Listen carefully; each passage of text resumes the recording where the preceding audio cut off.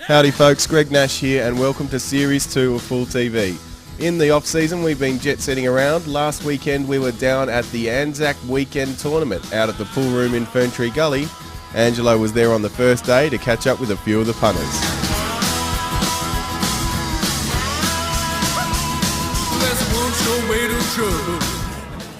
I got tournament director with me, Terry Axford. How long have you been running a tournament like this, mate? I've been running this for 15 years in different venues throughout Melbourne. Last year I decided to make a 2-day event and it was quite successful, and we've gone on to bigger and better things. We've got 270 runners here today and it's the biggest tournament in Melbourne, and it's a really spectacular event. Everyone enjoys themselves. I've got Alex Everinatis from the Australian side. He's the captain. How have you gone today, mate? Well, I got through today, so that's a good way to start. Lost the last couple, but I think the pressure was off and it's just having a bit of a hit around, so it's all good. No worries, mate. Yeah. Excellent. And I see a few people walking around with this shirt on. Yep. Pool Players Inc. That's right. You want to talk about that? Yeah, that's an association that we formed in the middle of last year. Basically what it's about is an opportunity for the players of Australia, because it is Australia-wide, players of Australia to make some more money out of the game.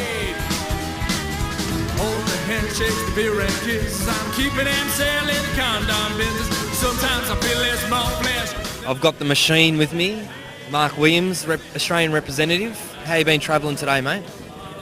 Quite well, yes. 5 and 3, 1 to play. Should get through to tomorrow, and that's the main deal today, because pretty much you're on a shot to nothing.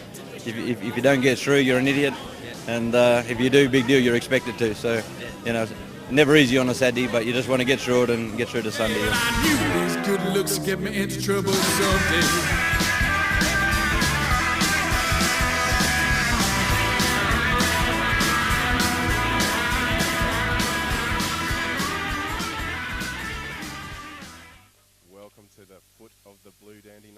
To the pool room for the Anzac Day tournament. We have the 2 heavyweights of the competition starting up here, Brenton Collier and Steve Gray. Steve, I've got with me Gavin Langmaid. How are you doing, Gavin? Not bad, Greg. How's yourself? I'm very well, mate. Very well. This is, of course, a best of 5 match. I think it's best of 5 right through to the 16. Is that right, Greg? Best of 5 right through to the 16. That's correct. So we've got. I'll tell you what, for a start-up tournament, for a start-up match, this is a beauty. Steve Gray, it's his pet tournament. He's won this twice. He's last year's runner-up. Went cheaply in the Calcutta for $70. And those balls have spread pretty well for him too, Greg. These reds are not looking too bad. Yeah. They're all out in the open. His only problem will be the back black. Yeah, you have to give a bit of consideration to that black. I'm not sure if it passes down past that yellow on top there. It's a bit hard to tell. It looks pretty tight. I think he might have to double it. Okay, and I'm sure that's what he'll be looking to do.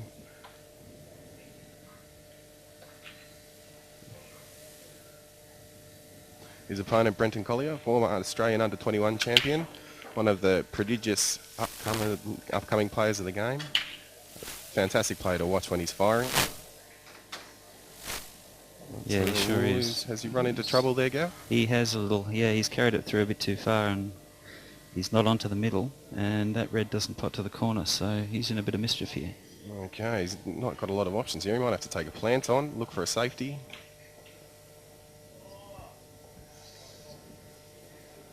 Table seems to be running pretty quick, and it does take a few shots to settle in, okay, even for these he's players. approaching this plant. He doesn't look confident, though. Well, it's not an easy one, is it, Greg? It's a bit off, and there's a bit of distance between those balls, so it's just not an easy shot. He's hit that really nice. He's hit that beautifully. What a shot. That's a terrific shot. It's a great hit. And he got one person clapping. I can't believe it. It was a lot tougher than it Well, looked. it'll take a while for the crowd to warm up, I reckon. This is the first match of the day for Pool TV down at the ANZAC weekend tournament. $10,000 in prize money up for grabs here. Yeah, that's a lovely shot. Good run through. Okay, now it'll be interesting to see how he lands on this black. He's got to land for the double. I can't see him doing anything else.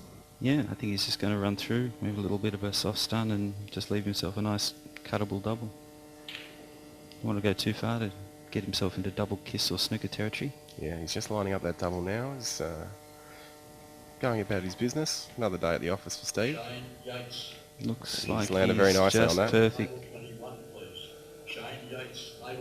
That black's not touching the rail, so this is not really a very tough double. I think you'll be able to make this pretty easily. It's a good start. Oh, and he's There you missed it. go. I'll Not tell you by what, much, but it's when you're there. playing this quality of player, missing a simple double like that can cost you. Well, it looks like those two yellows plant to the corner, so he's got pretty easy opener here. Yeah, he'll just probably look to take those on first. He's definitely looking at it. Strutting around the table as he does. The Brenton Collier look of confidence. Well, it's pretty much all he's carefully- got, but it's just controlling the white here. Well, he's got a fairly easy backup safety as well, so I think we'll see him take this plant on.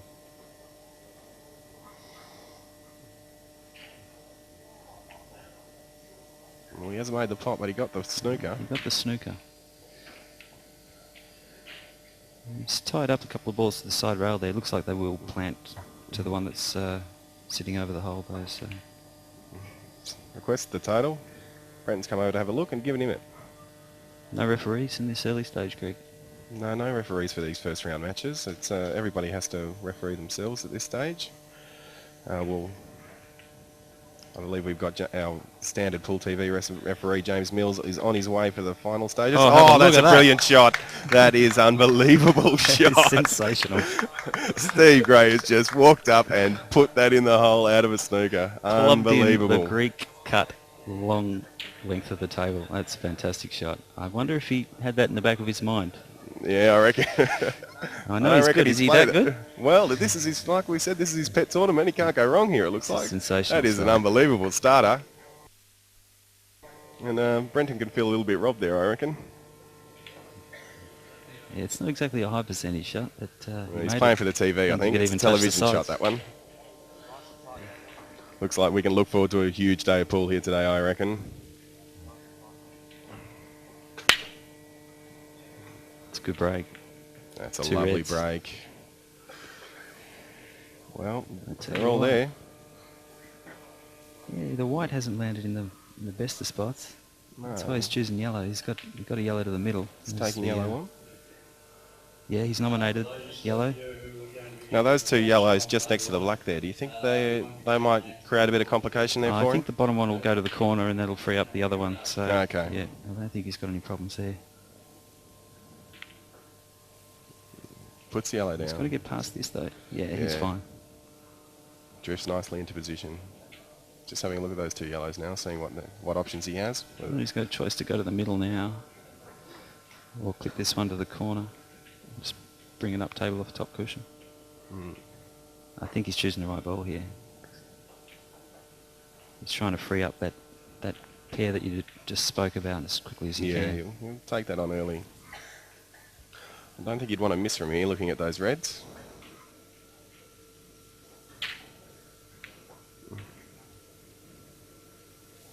But you play one big shot in these tournaments and all of a sudden you can find yourself 2-0 up though from the looks of it. Brenton's going to have to work pretty hard if he wants to win this best of 5 match. I expect him to go out from here. Yeah, I'm reasonably confident Steve can go from here. Both these players, of course, members of the Pool Players Incorporated, the Professional Incorporated Association, wearing the purple shirts as is part of their creed.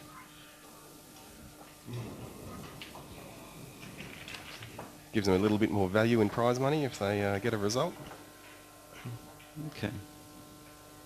Steve casually walking around the table. He's looking very confident. That's good. Very He's confident. landed nice above it so he can just screw up table in between the reds. Okay, let's see how he goes here. He didn't quite hit that. Oh. Right, he got a little bit too much screw on that one, Greg, and Well, he hasn't left himself a dead easy positional shot here, I'd he's have to not in say. ideal position at all. He can drop this to the centre pretty easily, but the white's going away from the black. Looks like he'll be taking on a long black after this one. Yeah. See what he does here. Yeah, Just just decides to roll it in.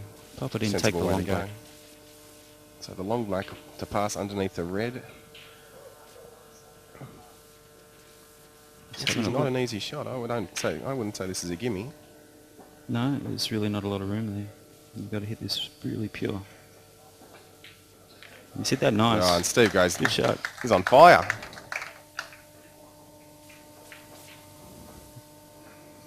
I think we've had about 5 minutes of play, and he only needs one more frame for this match, Greg. It's just, That's it's right. good pull. Very good pull. Very good pull displayed here by Steve. Brenton coming in with a break now, so he'll be looking to just break and go game, I reckon, and really keep a little bit of pressure on Steve, because at the moment he's in just such a comfortable position and looking really good.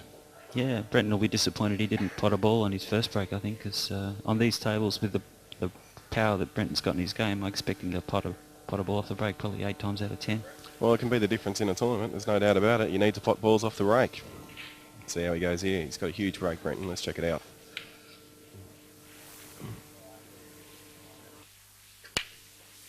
Oh, I see. He got a couple that time. I think he eased off the break a bit there, and it's paid off. He's made 2 balls.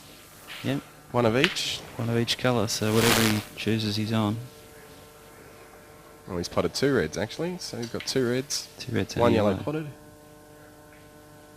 Just waiting for a nomination now. He's considering the table. He'll be taking the red balls. You'd have to think so.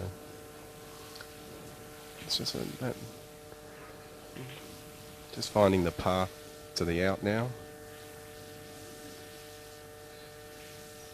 Yep. Roll through cannon that towards the middle. We'll just drop on it. Just he's not landed ideal there. Maybe he was trying to cannon the yellow to leave the red to the opposite middle. Yeah. And he's underhit a little now if that was his intention. He's left with not an easy shot.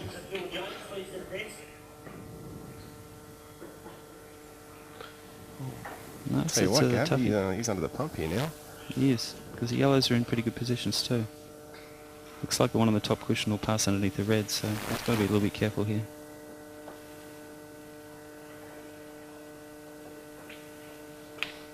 It's going long, is he? Playing a fine cut here into the centre. Oh no, he's gone long. Now, a difficult angle to judge when you're that close to the object ball, when you're hitting him at such a fine angle. He got the pace right, but he was a bit offline with the... Now I think he's chosen that shot because it had the added benefit of killing one of Steve's balls. Unfortunately, it's also killed it to a rail. It's got a big pocket near it, so I'm not sure how much benefit it we'll had. cut this one under the red and possibly knock off the yellow at the same time. Yeah, break that ball. Oh, he's missed it. Oh no, he's played the safety. And he didn't want that to drop, and it hasn't. That's a good shot. He hasn't improved the table any, but he's got a good safety. He's in a very commanding position now.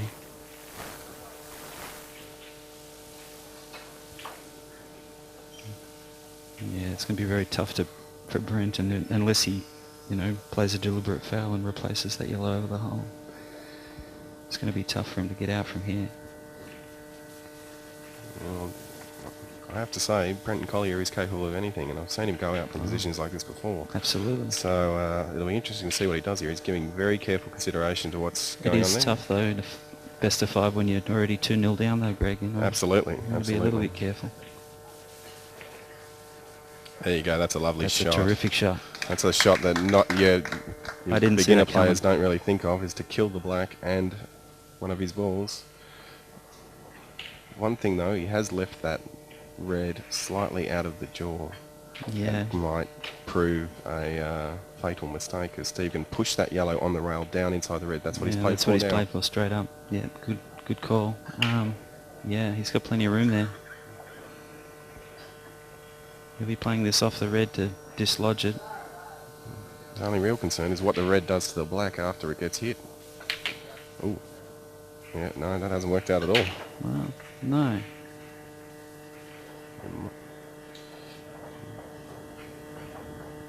Now, does that yellow pass under the black? That'll be the crucial. That's the crucial ball for Steve now. It's tough to tell from here, but I think he might be able to sneak it under. Maybe not to pot, but maybe to block off the top jaw. Hmm. Well, Looks like he's playing the snooker behind the black. He's missed it. He's missed the snooker. Yeah. He's left. All the balls are on. It's just dangerous now. One good long pot and brings a really good chance. He's going to be in all sorts of trouble, I reckon.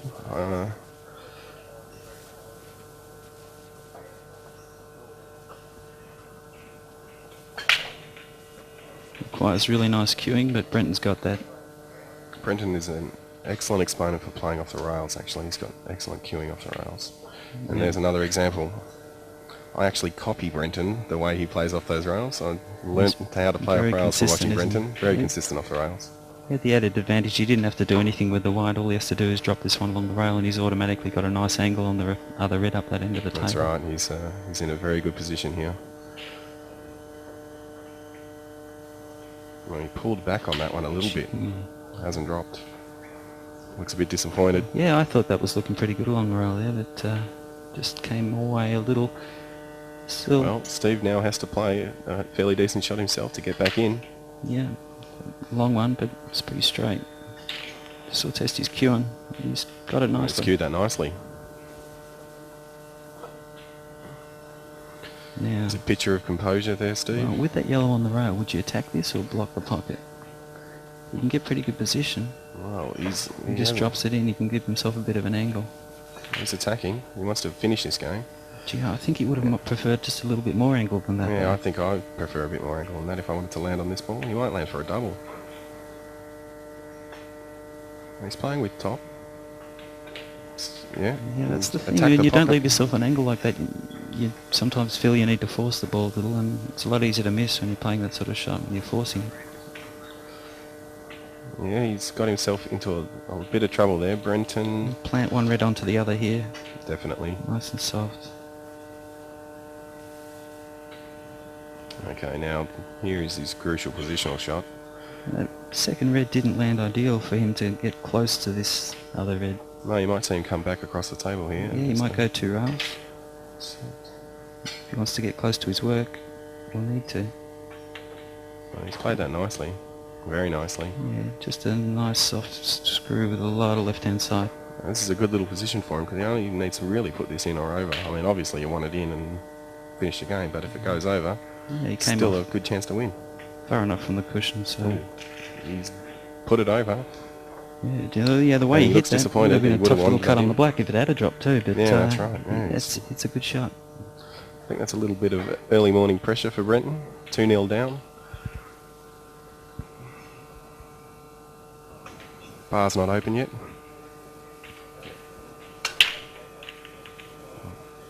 Steve's looking at his options here, and That's right, we've got a wonderful crowd here today. A great turnout for the tournament. 280 registered players in the first day. And everybody really keen to watch some of these good players at work today. So there's a few people in the grandstands, even early on. he's got the simplest of pots to the middle, but he's having a good hard look because his problem, of course, is the black ball. That's right, he's got to land in a position here where he can put this black in. And No, I think he's think landed he'll in a play for a position snooker. where he can play a snooker, perhaps. he'd be looking for a snooker. Yeah. No, He's attacking, right. Problem with playing the snooker there is it's for a Pretty easy to player- play for rail, that's right. Yeah. Player of quality, with the quality of Brenton, he can pretty much just knock it in. Yeah, he can from go anywhere. off 1 or 2 rails Let's see for what he that. does. He's gone for that. Oh, He's my played a absolutely Oh. brilliant shot. And that's the Steve match. Gray has played a couple of rip snorters to Don't win that snooker this match. man. That was unbelievable.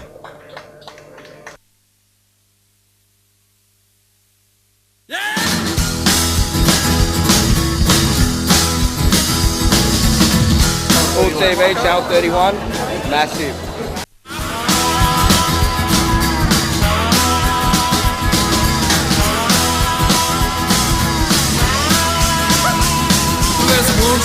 Okay, I've got Alana here, captain of table 13. Was there much bad luck flying around? For me, yes, but for everyone else, no, not really. It's quite a tight game. Yeah. Yeah. Who topped the table? Who topped the table? So far, Jason. He's won almost every game. He's got two more games to play, and then he's won every game. But it's a really tight game, to be honest. Everybody's fighting for 4 spots. Yeah. My day down here exists of hanging out with good mates, playing pool, drinking some drinks, taking some shots, jam donut, baby, jam donut. Jam donut. She's on the jam donut. You were on table 4 with me on my group. That was pretty good. How'd you go, Ange? Okay, I sort of scraped through. Scraping through. Oh, what was your score? I think I won 6 games and lost 3 games. You rock. I was sitting on 50% today. That's pretty good. 4 from 8, which I'm really happy with.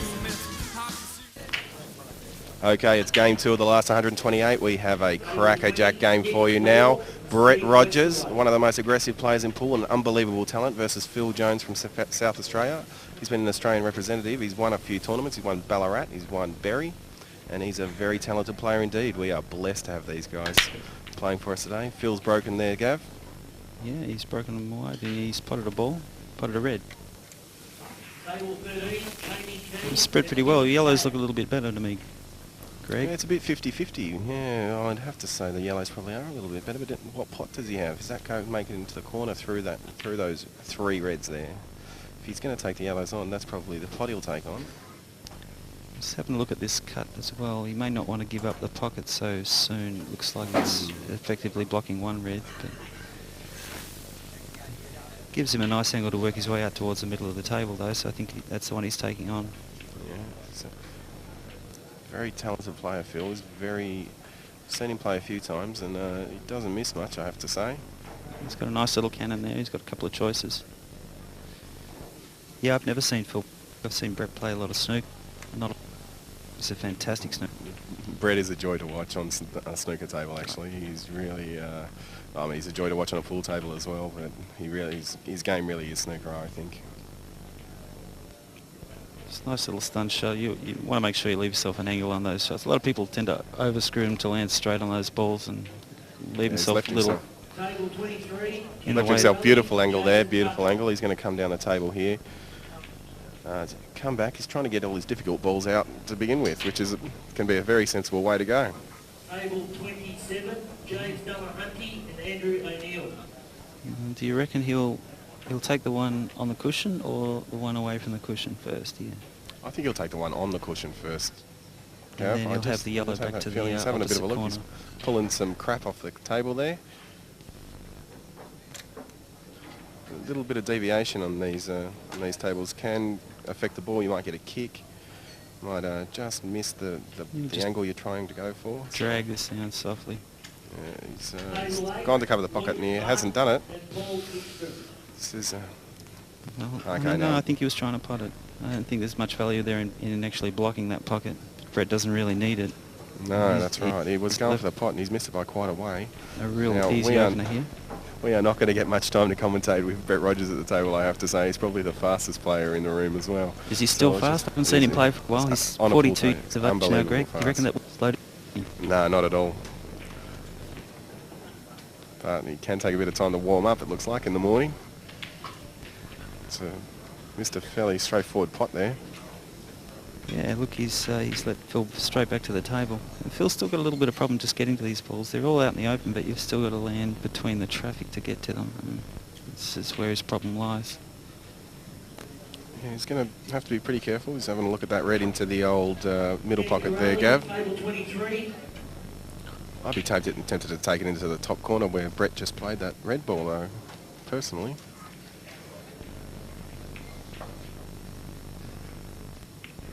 See how he goes about this out. It's not straightforward, but he should go out. He might try to pick the gap between the red and black, but no, he's come right around. He's come That's around, a good shot. playing to the centre.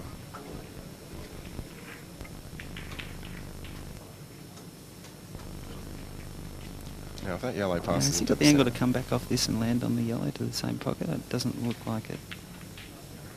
Oh, running into the definitely black the there, way to go. I don't think he's landed perfect there. I think that's a pretty ordinary shot. True enough, but at least he's knocked the black out into the open now, where it's a lot easier to get at. Should he play one good shot here?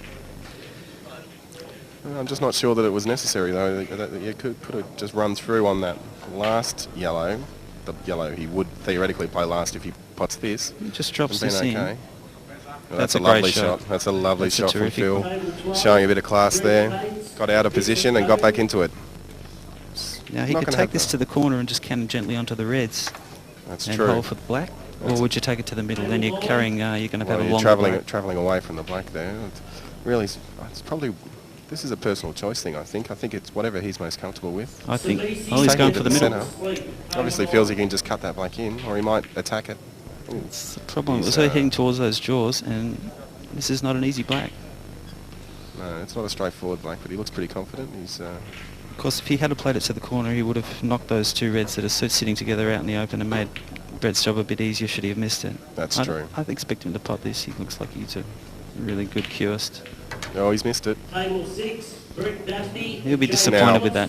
Roger shouldn't lose from here, in my opinion. He's got a black on the rail, and he should be able to either go a game or leach 2 shots out of this and take care of this game. So we'll see what he does here. He's a very attacking player, Brett. He will probably attack it out. No, he's playing He's playing the snooker. Yeah. And he's played it well. Yeah, that is a good shot. It's a hard one to hit out of. Yeah, He's got nice and tight on that red ball. Out there. He's blocked the angle on the double.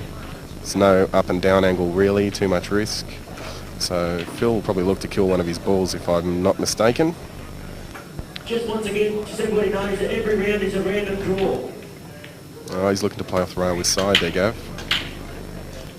And pick the gap between those reds. That's right. That's a tough shot, isn't it? That is a tough shot. Takes a bit of practice to get to know exactly how much side he's going to kick off those rails.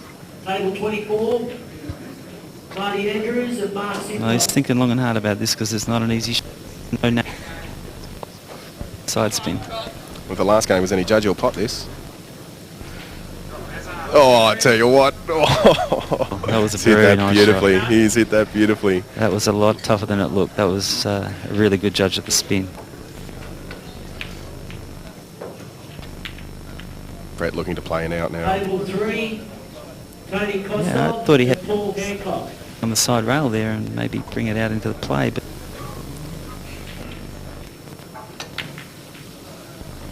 he's got a very compact cueing action, Brett. This is, for anybody that wants to learn how to play, look at the way he cues. He's got one of the best actions you'll ever see.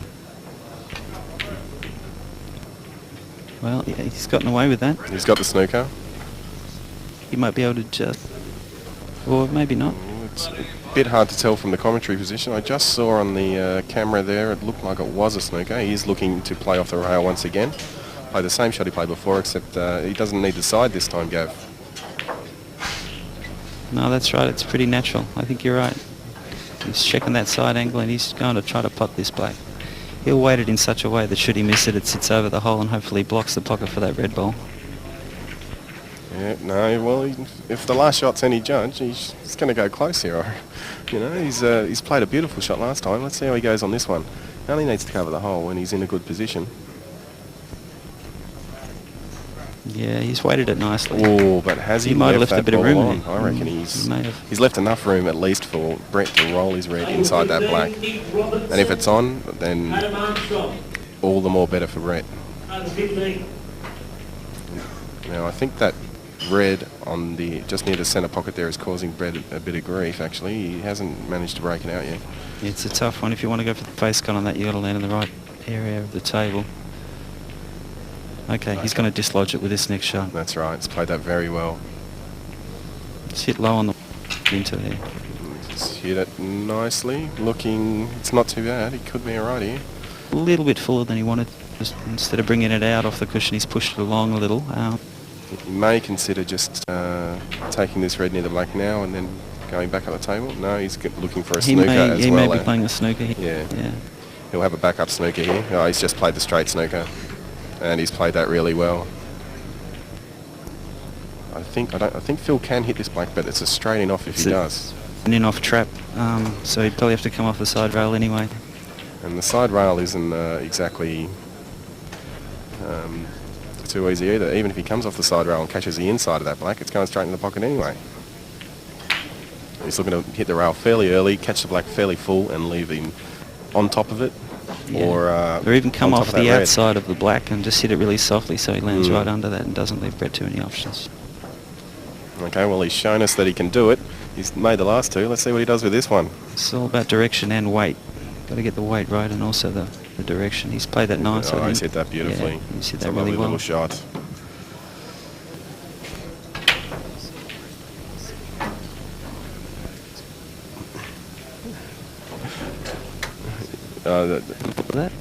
Brett is one of the few players in Australia, I reckon, that can do that just about every time. I think he plays with a broomstick. I think he chops the handles of his cues together from all sorts of different things. Just going to knock it in.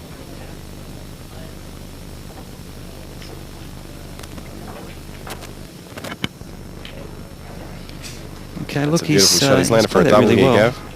Yeah, he's got nice position on the double. He's really got nothing else. He's just got to hit this double in really nice and take the cherry black. Here it is. Has he hit that well? That's a fantastic shot. Oh no. Oh, he's gone very close. I thought that was in as soon as he hit it.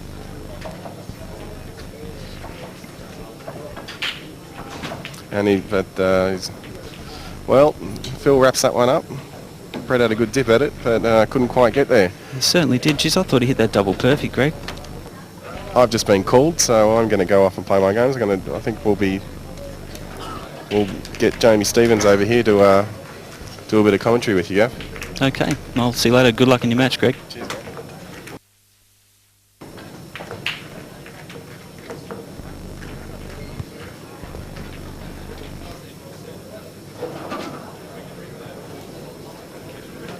Okay, second frame about to be underway and Brett Rogers to break off. He's got a solid break, but he's come up dry there, I think. So it's an open table for Phil.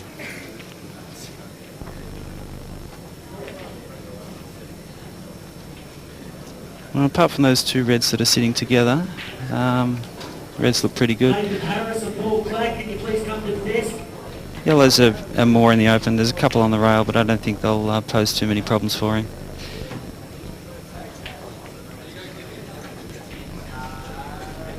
Never seen Phil Jones play. I've heard the name many, many times. It's good to finally put a face to the name.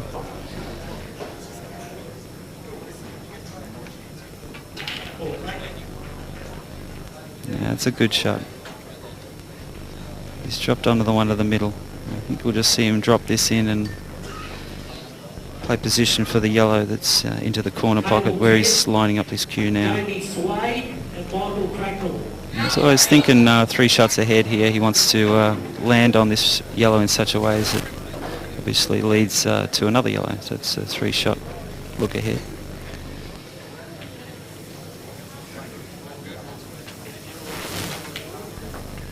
Okay, he's come off, but he wants to take the... Yeah, that's a good thinking actually, because he needs to take care of at least one of those cushion balls as soon as he can. Because you don't want to be playing one cushion ball to another to finish off the game. The black's in the open, it's going to be pretty easy to get at. And joining me now is Jamie Stevens in commentary. How you going, Jamie? Yeah, good, thanks, sir. That's good. What are we watching here? Phil Jones on yellow. He's got the one visit. He's looking pretty good here.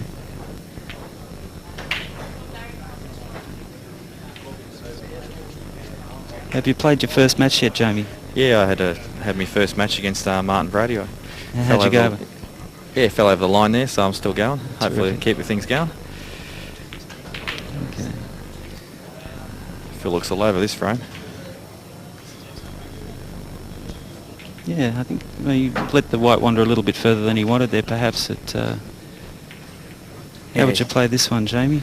Just going to stun across? Or? Depending if he can hit that ball along the cushion, he may just take it along the rail and then just look at putting other yellow in the left middle. Well, he's snookered from the one on the rail, so he's really only got the one out in the open to play position from. Looks like he's going to stun across then. Still need to be a good controlled shot, this. Yeah. He's coming two rail. He's look got at a that. great result there. That's a huge shot. A nice little clip on the red there off the top rail. This is the second game. Phil Jones leads 1-0 at this stage. Looks like he's about to take it to 2-0. Interesting to see what he does here. He might screw back and take it in there, but I've got a feeling he'll just run through and he'll play it up to the top right, the black. Looks like he's hitting low though. Yeah, he's coming back. He would like to come a little bit further. Definitely, Jamie. yep. He might have to be careful here if He's got to watch that red, doesn't he? Yeah, there's a danger. He's got a little bit of distance between the cushion and the cue ball, so if he needs to, he can always play with a bit more bottom to avoid that. Actually, just looking at those, the black and red, I think he'll be okay. I think he'll clip the red to the left and it'll just go to the right side of the cushion. Right side of the pocket, I believe you're right, yeah. It's always good when you know where that white ball's going and you can focus more on the pot. He's just enforced that too by hitting it low. That's a good shot. Yeah, nice out. Well, that's a 2-0 lead to Phil Jones. And the last match went 3-0. That was Steve Gray over Brenton Collier. Actually heard a lot of noise while I was playing that match. There must have been some big shots There in were that some frame. fantastic big shots from Steve. He played one off the rail and and potted it long to the corner. And he played another one that was rail first double to the centre, which is equally as sensational. Yeah, Steve's very dangerous when he gets going. He can be equally as terrible as well, but when he gets going, he can beat anybody in this tournament, and he's done it before in the past. Here's Phil breaking off for the third frame. Will it be the last? Brett really needs to get something going here, and that's a good opportunity now for Brett. Absolutely. Really, the only thing he's got to contend with here is the black. Everything else is wide open. Yeah, we'll see him take the yellows here. Yeah, I think so. And yeah, that black is a bit of a problem. He might even try to move it, I think. It doesn't look like he can even bank it. It won't pot to either one of the centre pockets. And I don't think it'll go to the corner either. I don't think he can quite see enough of it. It looks pretty tied up. Yeah. Okay. No, he's going reds. He's going reds. Obviously trying to bring that out, I think. Yeah, he obviously feels that he can do more with the reds to move that black. As far as bringing the black out into a favourable position. I think he tried to actually disturb them there though, and he screwed past them. So yeah, I think you're right.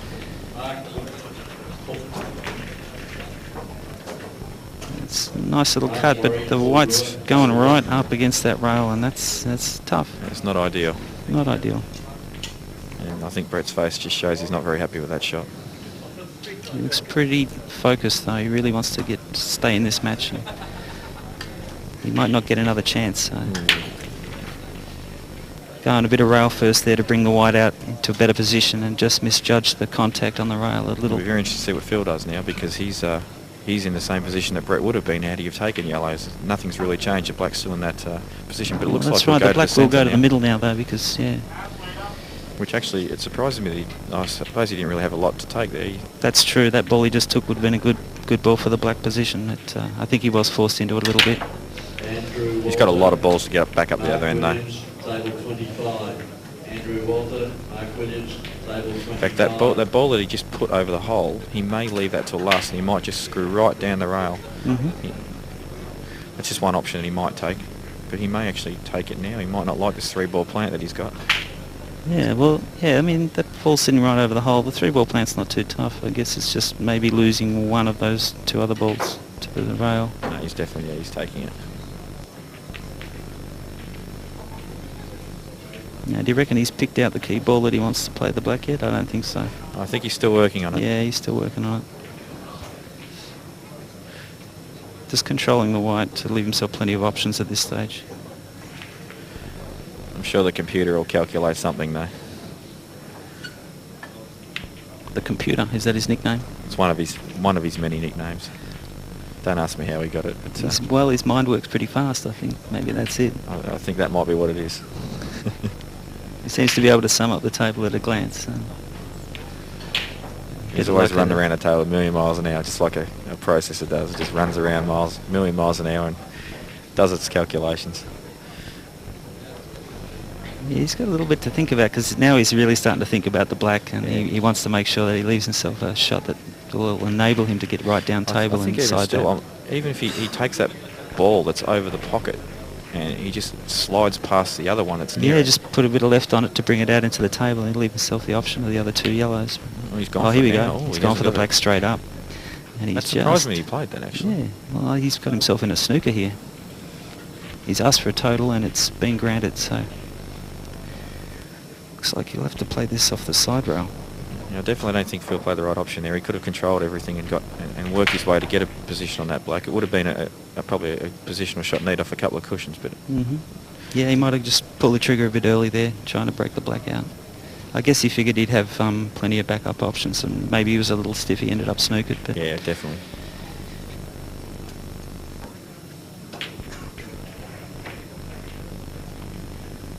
Well, he can play it off the side rail, can't he?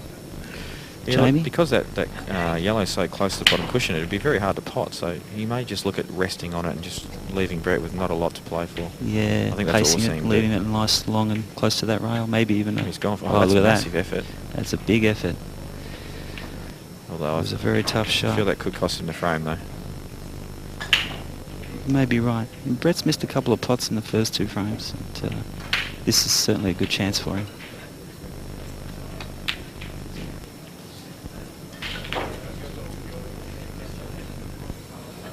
See him force this right up and down the table. Yeah, look, you get another one on the cushion here. He's played that with a bit of left-hand side to bring it down. He's weighted that really Definitely nice. take the ball in the middle first now. That's a terrific shot. Just judged the speed and the spin of that shot perfectly. No, this is game now. It should definitely be out.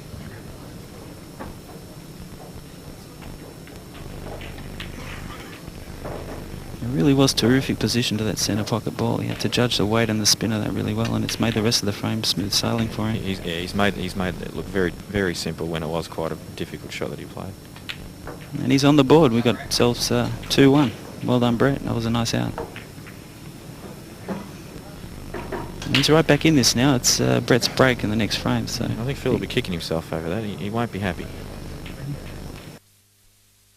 I think given the shot again, he would have just played a little run-up shot and left Brett with very limited options. Instead, he's just basically possibly left it wide open for him to get back into this match. He didn't miss it by much, though, did he, Jamie? No, it was it's one of those ones. If it goes in, then you feel it's the right shot. He didn't miss it by much. I think he was aware that he was 2 frames to love up, and he just thought, if this goes, it's all over. It's a good break. It's spread nice, and he's potted a red and a yellow. And they've spread pretty well too. Once again, the black's tied up on that red a little though, so... I think that red might go to the corner though, so it won't really be a problem if he takes reds, and I'm sure he will, and as you can see, he might even be running through now, yeah, he's getting out of there. Doesn't look like he's left a great deal for himself though. Well, if it was on, then what he played was probably unnecessary, but Brett does judge his breakout shots really pretty well. Doesn't mind taking the scenic route, does Brett? No, that's right. This is a very fine cut. Oh, he's doubling it. He had a similar shot to win the second frame, and he just missed it by about the same amount. It won't hurt him though, unless... No, he's judged the weight really well. Phil's got a couple of problems. He's got the one up on the bulk line near the red. It's a little bit tricky to get at. And the other yellow sitting on the opposite He may side come off the cushion. bottom cushion trying to disturb it now, but I'll be surprised. No, he's not. Don't want to land too straight on this. Yeah. Sam Fitzgerald, Paul Crocker, table 2 please. Sam Fitzgerald. Would have preferred a little bit more angle on that one on the rail, Jamie, maybe to work the white out into the top. I guess he can just run it through and take the yellow to the middle. Yeah, that's probably what he'll do, but really the problem is he's eliminating balls, and there's no real way to pot out from here. I'll be interested to see what he does to try and stay in this frame, because Brett will be looking to attack next shot if he gets to the table. Vargas and Russell Seymour, table 2 please. Stan and Russell Seymour, table 2 please. Just going to run this through. He's going to take the double, I reckon, now.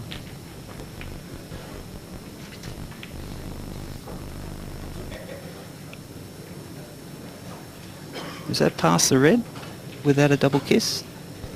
Which one are you talking about? The yellow at the top of the screen there. I think it will. I don't think it will go to the middle, but I definitely think it will go to the right corner. It's going to let the white ball fly a little if he does that. Maybe off 2 rails into the yellow that's near the bulk line. No. He's got a lot to think about here. Yeah, I wouldn't like to be Phil right now. He's taken that double line I mentioned earlier. Yeah, he's taken your advice. He's cutting it to the corner. He's gone in off. Yeah. I think he's tried to do a lot with that shot. He's tried to get the pot, disturb the other yellow, disturb the yellow then on the he bulk can line finish. too. Yeah. And I don't think we'll see Brett miss from here once again. Oh, look, he's in perfect position here. We're looking at 2 all. His only problem, red, he's able to sit right on right now. With 2 shots, it's going to be smooth sailing.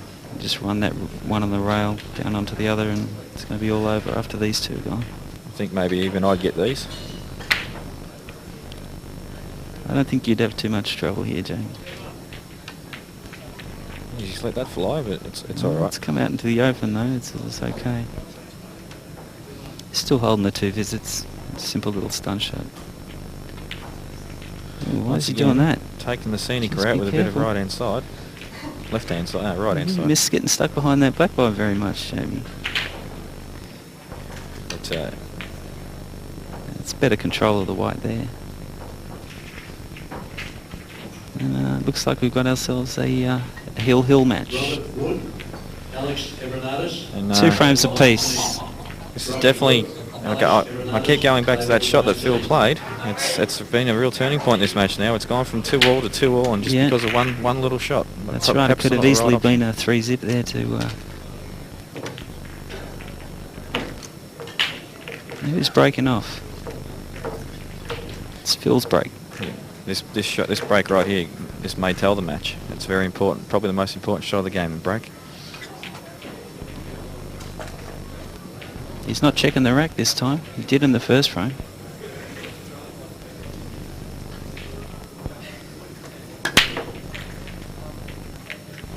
Well, he's popped a yellow in. They spread pretty well. I think we'll see him. Ooh, yeah, not bad. I think we'll see him take the reds. I think so. Table 18. Bevan Rankin, Bernie Partridge, table 18. Not really any problem, balls. You should really, a player of his ability should go out here.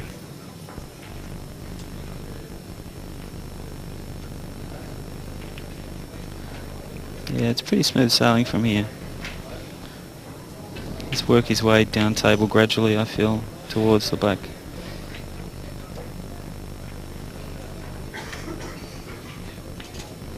You either drop this in and take the one to the corner right now, or will he come back and take the one to the opposite middle? If he comes back, he's got to pace it so he's still high on the red to work his way down the table. Back a bit. Yep, he has. That's just fine. But I think he's actually come back too far there. He's still above it, so with varying degrees of spin, he's going to be okay. Where does he think he's looking at putting the black? I definitely think he wants to be as straight as possible on that red in the corner. This black, he won't be too concerned. I think he'll probably be either looking at putting the black in there. Probably this bottom middle here as we look on the screen. Mm-hmm.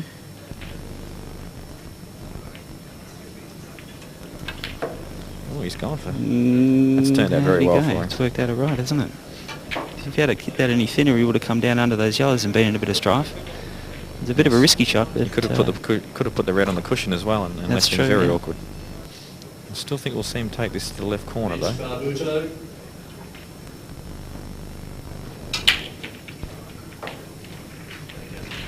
Vince Barbuto, Ian Pope, table 27. Vince Barbuto, Ian Pope, table 27. It's a good shot. Yeah, he's hit that well.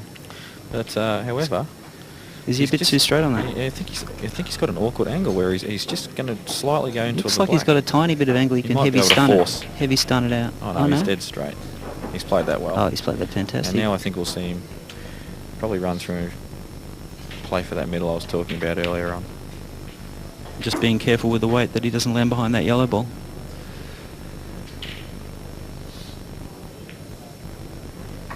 Unless that black goes in that opposite corner there, he's just looking at it now.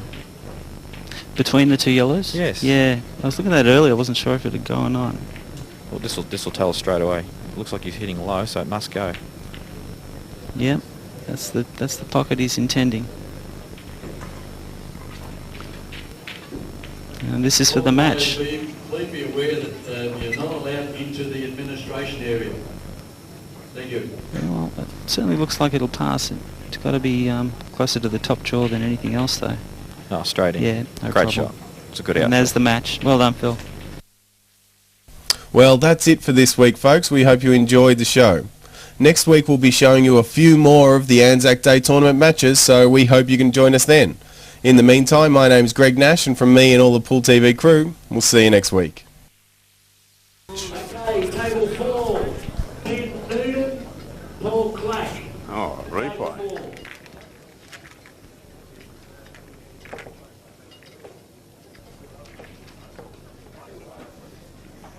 Just break. I haven't tossed yet. And we join the action in the last 32 of the ANZAC weekend tournament. $10,000 in prize money.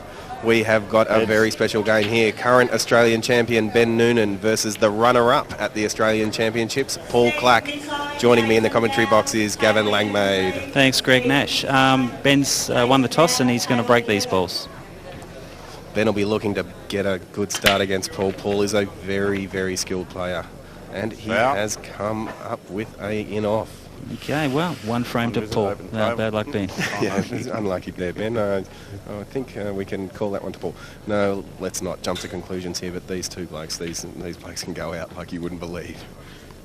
Yeah, look, those balls, they spread pretty well. I expect Clacky to do some serious damage here. Yeah.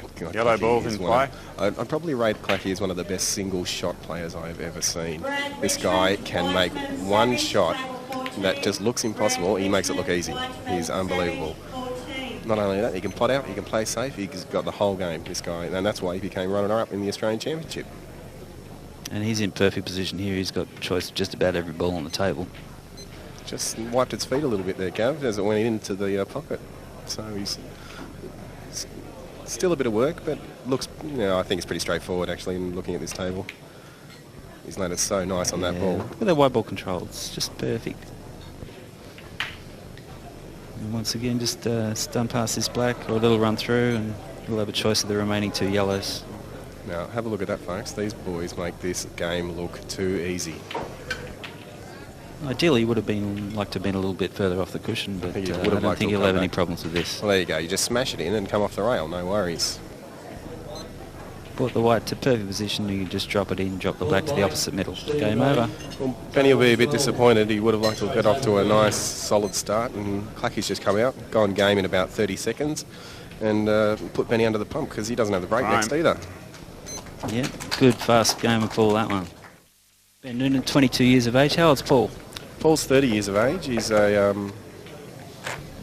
the runner-up at the Australian singles, and he's the runner-up at the World Finals team event as well last year, of course. They all played in the same. He plays for the Australian team with Benny. So he can pot a ball. Is that what you're trying to tell me, Greg? He's reasonably handy.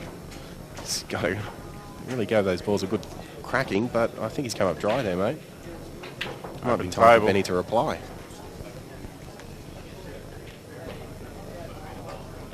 This is where the break makes all the difference, really. I mean, like, if Benny makes his first red, which we may go for yellows, but I think he'll go for reds. If he makes his first red, he's a good chance to go out, which means that the game's gone against the break because the players made a mistake on the break.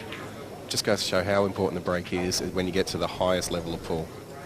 It sure is. Is he hampered at all with the white ball sitting so close to the yellow there? Not for the red, he isn't. I don't think he's 30 seconds. For the cut into either cut into the centre, I would say. He gets to play away from that yellow. It's not I don't think it's touching the yellow, so there shouldn't be any problems there. The reason he's taken so long is because he's hitting it thin. He wants to know exactly what path the white ball's going to take. He's such a good player of that shot. There you go. We've seen him play that a couple of times, the old shot off one ball into another one. Yeah, well, playing it that way allows him to control the white a lot better too, so he doesn't have to travel as much distance. Okay, well, let's have a quick look at this table. He's on the reds. Those two reds that are close to each other near the corner pocket, they're not easy. They're not. If he lands right on them, he should be okay, but I think he has to take that into consideration. They don't just drop in. Yeah, well, he's going to drop this one to the... Oh, he's starting with the corner pocket ball. He's going to work it back towards the middle of the table.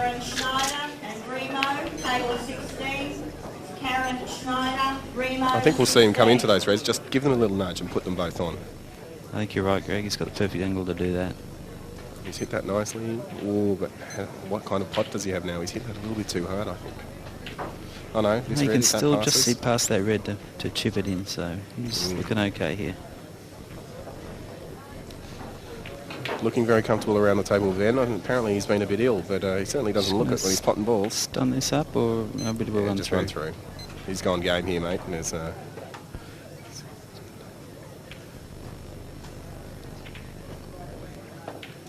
just watching two players like this is unbelievable. Just how easily they go about this game. That's 2 frames in I don't know how long. I reckon they've only been at the table for about 2 minutes each. That's right. That's right. We're going to make the 40 minutes in. Smattering of applause there for Benny's pot out. Pretty good turnout here today. There's a lot of people up in the stands there, Greg.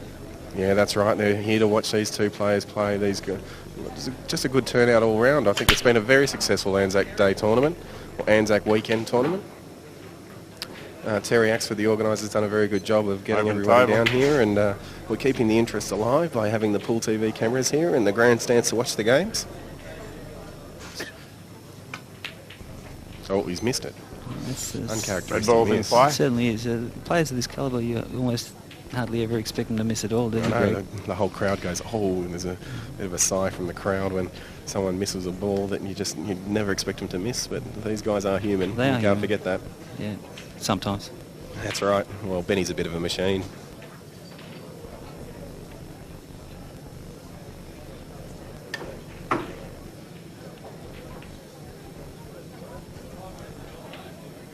Well, Ben's got some work to do here. He's 30 seconds. going to pick off maybe both of these reds into the same pocket to begin with. I think, really, those two reds next to each other, they're really his only problem. I know Benny, if I know what I know about Benny's game, he's very comfortable with the rest of those balls. Just those two might just cause him a problem if he tries too much on them, and that's what he's looking at now. He's just having a glance they're at aimed them. up to the side jaw there. They're not dead set for the plant, so he's having a good look at them now to see if he can make the plant, because there is a little bit of distance between the balls, maybe only a centimetre, but it might be enough to make the plant on. But of course, when you're hitting at an angle like that, there's a chance you can lose the other one. That's right. He might send the first red that he contacts up towards that yellow on the rail there and kill something. So let's see what happens here. He's taking his shot on now. Might even go rail first on this. He's done that. Foul. And that's a foul Cushion shot. First. He hit the cushion first, and apparently the white has not come back. But Greg, there's a bit of a consternation Ben's here. disputing that. Ben's asked if... because he came in cushion first, he has to hit the ball and then the cushion a second time to make it a fair shot, and it was deemed to have been a foul. Is he going to clip this, or is he playing it to the middle? Playing to the middle, played aggressively, and that has not worked out at all. Second visit. Well, the two shots doesn't matter much at all. It's almost as if it never happened, because he That's put that right. ball exactly... He's put that exactly where it was. Well, almost where the white was. If that yellow passes, or he might just try and break this ball out now with the yellow. That's what he's looking to do. Yeah. Oh, look at that Sneaking shot. under it, and it hasn't worked out for him. Geez, he much would have preferred that to stay out. That's yeah. tough now. It's tough for him. No, he's gone straight at the ball first. Straight at the ball, and that's... Has he left a gap? Well, that's left the white in a dangerous position for Ben, I feel. Well, it doesn't really matter if he's left a gap, because he left Benny a straight shot into He's certainly got a pit plant. area. Yeah, he's certainly got a plant on that. I'm not sure if that red near the corner is blocking the other red, though. You know, it is tight. It is tight. He's having a good look at He's it. having a very good look at it. Because if he clips that red first, then the shot will go wrong. He's taken a good hard look at this 30 because it has seconds. to be very precise. I think it's makeable, but it's got to be pinpoint.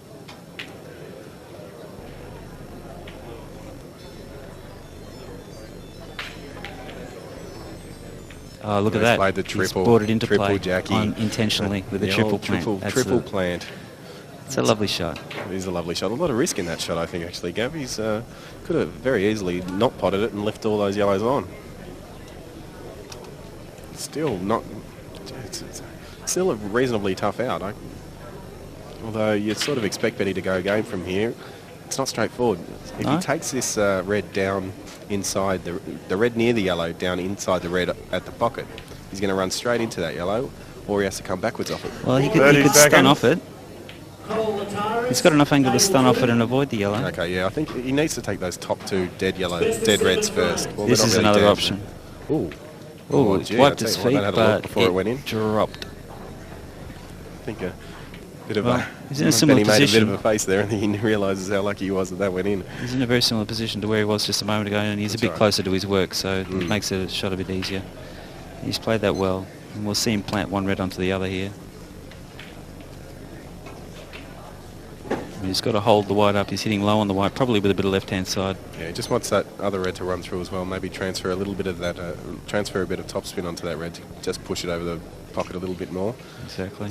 Benny gave me a tip once where he said that to play those shots low, to transfer just that little extra bit of topspin onto the ball. You have to be careful you don't pop both of them though, of course. That's true. That's in Robert Burns' book of advanced pool and billiards. There you go.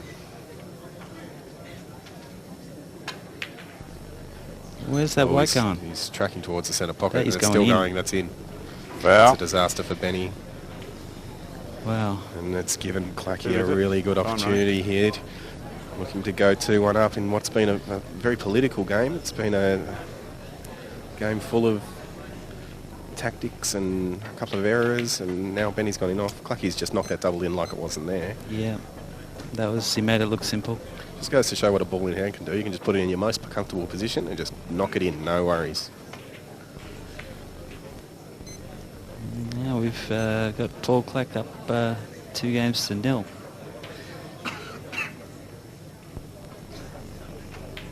Oh, sorry, 2-1. Yes, Paul's looking to go 2-1 up here. These games go so fast, sometimes we forget that Benny's gone game somewhere in there in the middle. Yeah, I blinked and missed it, Greg. That's right, yeah. It's Clacky with a straight black, looking to go 2-1 up. There you have it. Beautiful work. Frame. Ooh, Benny will be a bit disappointed there. He'll be upset, yeah. Fourth frame, Paull Clack to break. He's 2-1 up. It's made a red. Red ball spotted. The break sounded good. Well, I like reds. What do you like? Red ball's in play. I like reds. You have to go reds, really, don't you? Yeah, definitely the ball of choice, I feel. I'll tell you what, that red closest to the black, he's going to take that last. Almost guarantee it. But it's pretty much his only pot on. I think that's why he's looking for an alternative. 30 seconds. Yeah, he's taken the trickier, slightly trickier pot. You can afford to miss it. And he has. Yellow ball's in play. As much as you can afford to miss any ball against Benny, I guess. Yeah, that's the thing. You can't afford to miss too many, but I think he has got the choice of the balls here. Yellow's a tougher table to go out on. Of course, this is a very important frame for Benny. He wants to make sure that he doesn't drop this one, because that'll put Clacky on the hill at 3-1 in a race to 4 and really put Benny under the pump. So Benny's going to try really hard to make sure this frame goes in his favour.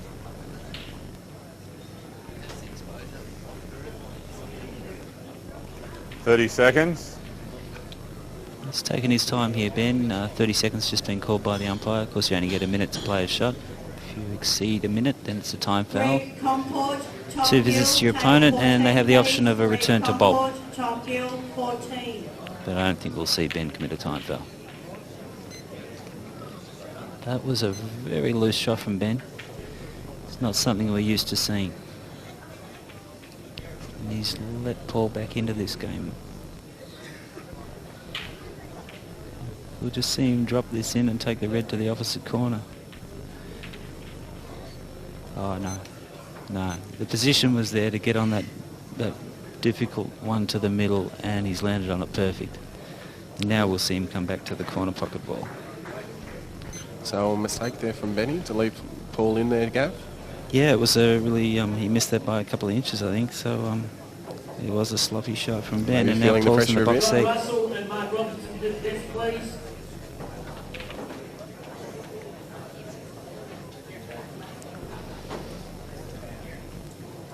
Just hit this low and it'll naturally come out table.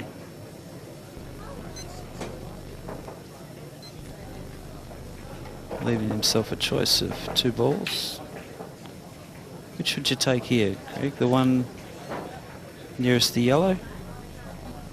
Well, or would you come off the one on the opposite side? He's decided to take this other ball here. I think he's just changed his mind a little bit and decided to go a different way. He's coming off it. And he's perfect. Yeah, he's got choice of both now. I'm going to play through, come off the side rail, and he'll be plumb on the other red. And he needs the right angle. Oh, hello. Just giving that ball a little nudge. Hello. And yep. Now he stood up off that shot disappointed. He did not want to cannon that red. Nasty little nudge for Clacky. He didn't want to hit that. He wanted to just pot that clean now. What do you do with it? Go for a double or a triple? I think he's going to clip it. Cut it in. No, he's gone for the double. Oh, geez, hit that. That's a shot. Wonderful double. That's a pearler. That is an absolute pearler.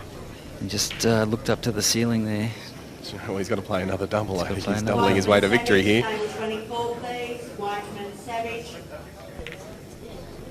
He's going in off. He's missed it. And missed it. Well, I guess it's lucky he missed it then, Greg. Yeah, well, it could have cost him the game straight there and then. Now, at least he has, well, I guess, a bit of an opportunity. Well, he's still in the game. Maybe not for much longer, but he is still in the game. Benny Nunan now stepping to the table, is having a bit of a look around. He wants to make sure of this frame after that early miss. He really wants to make sure that this game goes his way. Well, he's got 4 cherries and 2 that need to be played good position for. That's right, and he'll be looking at those 2 and just making sure of it. I reckon we'll see him probably land on one and break one out. I think he's going to break one out right now, mate. Yep, he's got the angle there if he wants to. No, he's going to take these top 2 first. I think it's the sensible way to go. Hit that very aggressively and landed pretty good. Pretty good, a little bit straighter than he would have liked, but... I'm surprised he didn't just go underneath that red with it. Just smashed it in a little bit there. Table 17, please. Ewan John, Alan Hebert. He's got good angle on this. I just had a glance over to the table there. Do you think we'll see him run through on the outside one to drop on the top cushion, or do you think we'll see him play the inside one to break out the other one on the side rail? If I know Benny, he'll play the inside one 90% of the time, stun straight off it, and just nudge that little one out. Well, let's see what Ben decides he's going to do. Yeah. How well do you know Ben Nunan? Let's see if I know Ben Nunan. Well, I'm wrong. He's taking the outside one, so he'll look to run down. I think it was 50-50, Greg. 30 seconds. Yeah, well, there you go. Look, he still hasn't made up his mind now. He's still looking at it, I'll tell you. 30 seconds has been called. And guess what? He's changed his mind. I You do know Ben. He has changed his mind. He's going to think it's a good shot. I think it's a good shot. It's done exactly as called. Yeah. And although he got a heavy double kiss, he's just broken it maybe a centimetre or 2 off the cushion to make it a bit easier. He would have expected something like that anyway. He knew he wasn't going to get perfect position there. Yeah. Now it's really a case of rolling everything in. The black's a little bit tricky off that red into the centre because you've got to be careful. But problem with that, the reason he's taking so long here is the problem with that shot into the centre pocket is you can't force it for position. He's got to really just drop it in. No, so he's going to land awful close to the black no matter what he does. He just wants to make sure that he doesn't land dead set on top of the black because even with 2 shots you can 30 yourself in a bit of seconds. trouble there.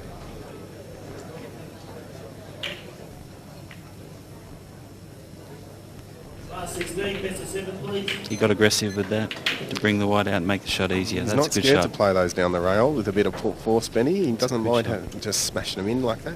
When you belt a shot like that, that becomes like 3 times harder. So he's got a bit of confidence, and that's a good shot and a nice out. Here we are all square at 2 frames apiece. That was a nice finish from Ben. Benny's break.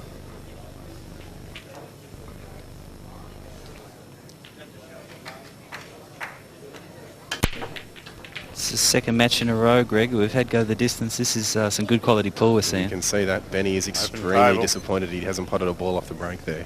And I can understand that. I don't think I potted a ball off the break in about 3 years.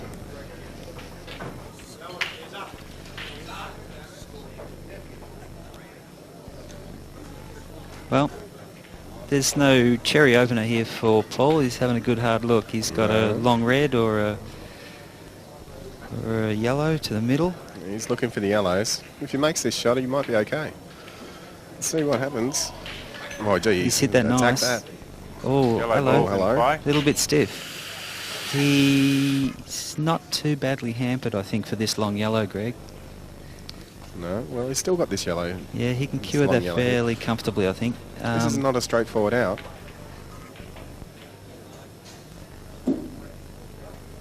No, he really needs to nail this to get good position, doesn't he, Greg? He can't afford just to drop it in. Or maybe he can, to take the yellow to the middle, nearest the black. Yeah, he's playing with top, probably looking just to roll it in. Yeah, that's what he's done. He's playing for that yellow to the middle. And that's a really lovely shot. I feel he want to follow through as far as he comfortably could on this one to leave himself straightish on the one on the side rail there.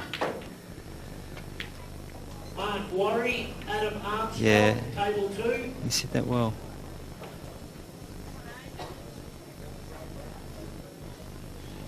Okay, well, this is a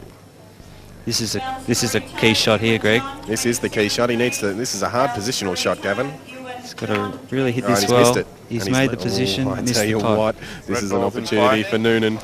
This is This an is a opportunity. great chance Staring for him in Ben, the mate. face here, and you don't see him miss these too often. This is a straightforward out. Bloody straightforward out.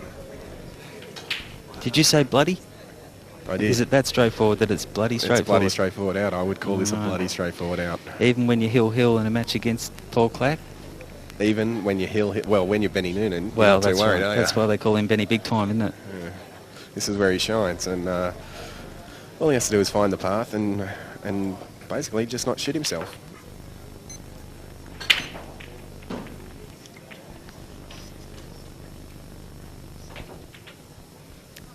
Looks like he's keeping a cool head. Yeah, picture of concentration here, Benny. He's looking Just at that making one sure. to the middle, which passes the yellow, and also this red to the corner. There is two options. He's got an embarrassing amount of options, I feel. He's just only really needs to drop this in with a little bit of top. He'll land on 3 balls. Well, he's tossing up between the 30 two seconds. shots. They both have their merits. Yeah, it's just how comfortable you are, I think. I think. Yeah, I really think think playing into the area that he's looking to play into here is the right shot. This shot will certainly leave him more options. Oh, Didn't he hit just that decided great. to stun that yellow. He really wanted to hit that yellow full to hold the white, and he I just think he glanced off has. the He's side not of worried. it. That's as good as you could hit it. Now this is an interesting shot. If this runs too far, he might find himself in trouble. But he has landed okay. No, he's okay. So you just drop this in, look for this red near the black, then to the middle. Yep. Yeah, he's picked the gap well. And it should be smooth sailing from here, Greg, you're right. Yeah, I can't see him running into too much trouble. Of course, obviously, can't really say that he's 100% guaranteed. He did miss one in the frame earlier. I'd say he's about 99.9% guaranteed. I reckon 99.95, Greg. 99.95, you reckon, Gavin? Okay, well, we'll see how he goes. Clinton Ross, Karen Brooks, table 22. Clinton Ross, 30 seconds. Karen Brooks, Drop this in, leave himself a shot where he can work off the one to the corner. Oh, has he Got see, this that is right? this is where he might find himself in a little bit nasty. Big exhale there from Ben. Just needs to stop on this ball, you think, and take it long, or come back off the ball, risk going past those 3 yellows there and get Snooker himself to take it into the middle for the easy black. He could screw it, or he could go 2 rails. He's going 2 rails. 2 rails, yes. But does he have enough He's on got to it? get the That's pace right. He's just come far enough. I He think would have he liked to has. have gone a bit further, Greg. Just a touch further would have been nice, wouldn't it? Now, what do you think he'll do here? 2 rails again? I think 3 he'll go rails? all the way around behind those reds. The reds being Yellows. I mean, you know what I mean. It's a lovely shot. Benny has He's landed weighted it absolutely perfect. perfect on this Yeah. black. It's going to take this match down. It's gone to the It's wire. been a quality and match, Gav. I've really enjoyed this match. The match is over. Ben Well done, Nunan Ben wins Nunan. the match against Paul Clack. Great match. 4-3. Both players. Well played. Here we go now for best of 7 action in the last 16 of the ANZAC Day tournament. That's We've right. got John Russell, the big fella JR, Yeah. versus Marc Robertson. Old school, new school. Old school versus new school. John Russell, 47 years of age, been a representative, I believe, of the Australian team. Yeah, JR is an old hand at this game. Seasoned He's, campaigner. And young Marc Robertson, 22 years of age, a gun, young gun.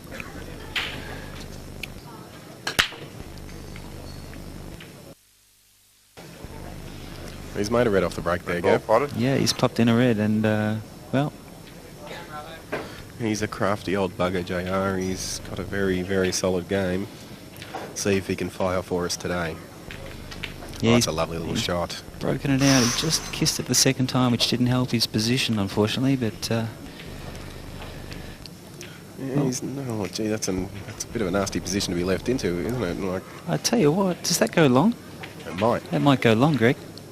Well, even if he does run this ball long, will he leave him with such a... Oh, no, here we go. He's taking this other ball. Yeah, this Yeah, one just look to goes cover the long. pocket. This one goes long. That's the pocket I'm talking about. He's hit it really well. Oh, he's hit that beautifully. That's a It's a lovely beautiful shot from JR. Of course, JR, a member of the World Championship team, in the only Australian team to win the world titles. And Marc Robertson is the 2004 made the Australian side, 2005 made the Australian side. And he was the last year's winner, of course. That's right, he beat Steve Gray in the final. He did.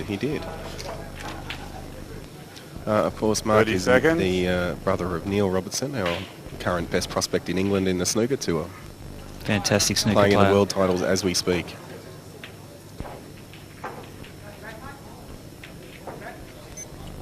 Just looking to cover the pocket there. If he wasn't looking to cover the pocket, he has missed that by an absolute country mile.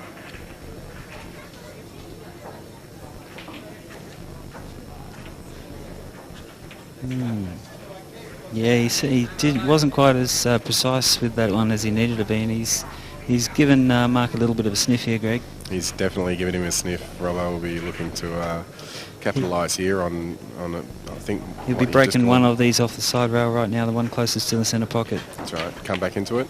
Just tried to nudge it and didn't quite get there. Just missed the clip.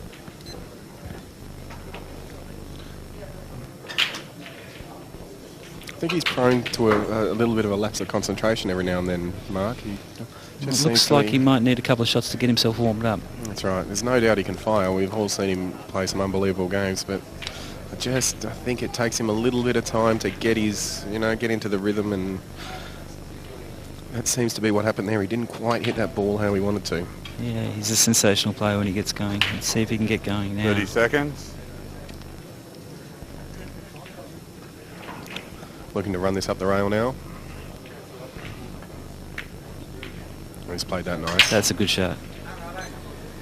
That's a terrific shot. He's landed nice and close to the rail. It gives himself a bit of an angle to work the white back out into the table.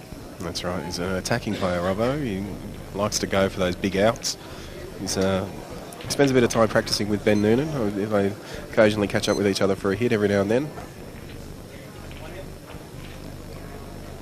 Do you ever see either of these two players use the rest very often, Greg? They're both well over 6 foot. Yeah, that's right. They're not short boys. That's a bad miss. That is a bad miss. Or is it? Well, there you go. No, sorry, it was a good shot. I stand corrected. A little bit of luck going Robbo's way there. I think Marc's bulked up a bit in recent times as well. He used to be pretty skinny. Now he's a tank. Well, there's no weight on the stat sheet here, so I couldn't actually verify that. Maybe he should have asked for his weight on the stat sheet. I think he's been hitting the gym in the meantime.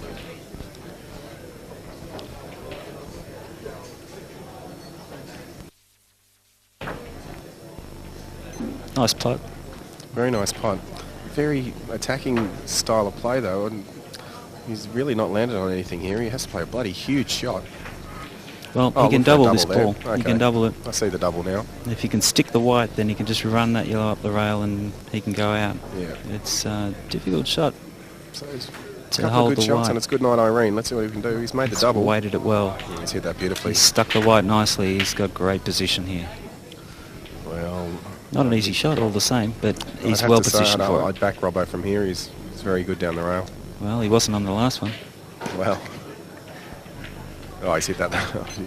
Hit that like so bad. Maybe that last shot was in his mind. Perhaps he should have hit it hard and fluked it in the opposite corner like he did last time. Yeah, well, that's what he needed. He needed a fluke. 2 in 1 frame would have been a bit unfair, don't you think? Though, Yeah, Bill? well, I think JR's got a good opportunity here, Gav. He can really stick it to Robbo if he just makes this first pot, lands on the red. Do you think he'll take this one nearest the black first? Try to run up, land nice on that middle red there? It's a tough opening pot. It is very tough. I think he'll start with the one near the bulk line. 30 seconds. If he can just drop that in, he'll leave himself a nice angle on the other one. Well, it looks like he's going for this one near the black. Okay, it's gutsy. No, he's changed his mind. He's starting to listen to you, mate. No, he's playing that. Looks like he's going to play safety here. He's going the safe option. Look for the safety. He's going to leave that white right up against the top rail. It's a nice little shot. He's bit of played for a experience snooker coming out there. there. That is a good shot. You can just see the edge of this, but... Do you think Marc might even take on a crazy double? Or does he have a reverse double? No, he's looking for a safety. He's looking to just play this white. I don't think you can see enough to make the double. You look to clip this yellow and leave the white dead centre right on the nameplate of this table. Gee, it's a tough shot from there to not hit the far jaw. Oh, he just about got it. But just about isn't good enough at this level of play. I'm afraid he has left JR. He's left him game. That's game. I'd have to. Yep, absolutely. Then again, you never know. A bit of pressure. He's That's held it lovely well. shot. He's held it well away from the side cushion with a nice amount of screw. That white ball's overrun a little bit, I think, or was it? Yeah, look, he's not ideal, but well, yeah, actually, this is a little bit tricky. He's running through past the black, off the side cushion. Got to weight it well because he's coming across the line of the pot, and that's the problem. Just an inch can make a difference there when you're coming across the line of the shot and not into it. So you really want to be in those positions where you're running along the line of position, so that you can make the makes it so much easier. yeah, look, this is a makeable ball, but the white ball's going to be flying around a bit because it's pretty thin. So He's not going to lose much pace off the white as he clips this ball in. yeah, so he's looking for any dangerous in-offs, and obviously Doesn't looking think to the land in-off's on the black. So let's see how he goes here. Oh no, he's played a safety. James O'Reilly. Oh, look at that. 20 That's a- please. James I think he hit that real nice. That's a very nice shot. Is that on, Gav? You're sitting behind the shot Well, there. he's asked for a total. Mills, he's having a look. And I can't tell now because Mark's standing in my way. I think it may have been I granted. think that's a total, I reckon. It's very close, but I believe it is a total snooker. Total snooker granted. It's a lovely shot from JR. I thought, gee, I thought that was a bit of a risk. Yeah, it had to be perfect. Yeah, It had to be. Really nice to make sure of it, but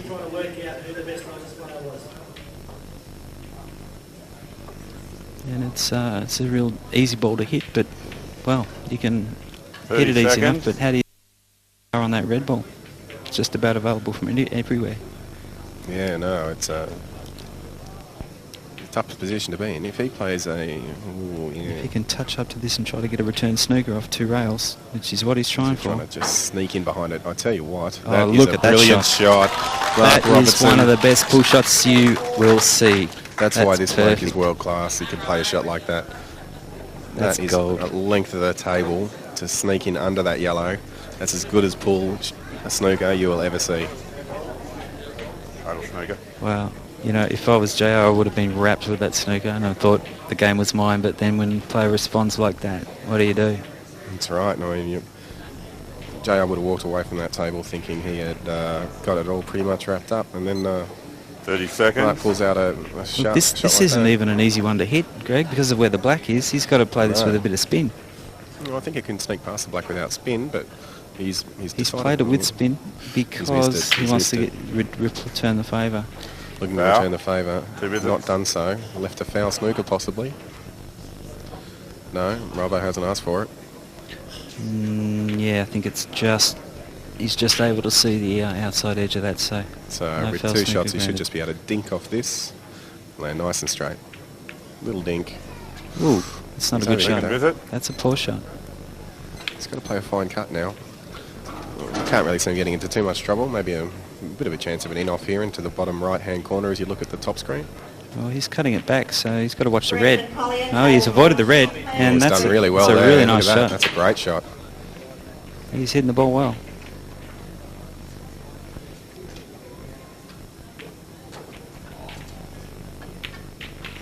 Yeah, well played. Yeah, it's a lovely game from Marc. He was really in trouble there and he's managed to pull it back. And if memory serves me correctly, Mark's got a huge break of his own. Does he not? Last time I played him it was off, so he wasn't potting balls. Let's see how he goes now. Well, that's a lovely break. How's his white ball? Yellow ball spotted. Okay. It's not ideal. No, look, he's spotted a yellow. There's nothing easy there. Yellow ball's in play. He's called the yellows. He's looking to stay on them. He's obviously feels he has some shot here. He's looking at the double. Yeah, of course he doesn't need to pot a yellow to be on them. He just needs to nominate them. If he had a nominated reds, then of course he'd have to put one in the hole to be Red on. ball's in play. He's happy to take the yellows. He figures they're pretty well spread. But Well, the reds aren't too bad either here. Yeah, I you're think quite right.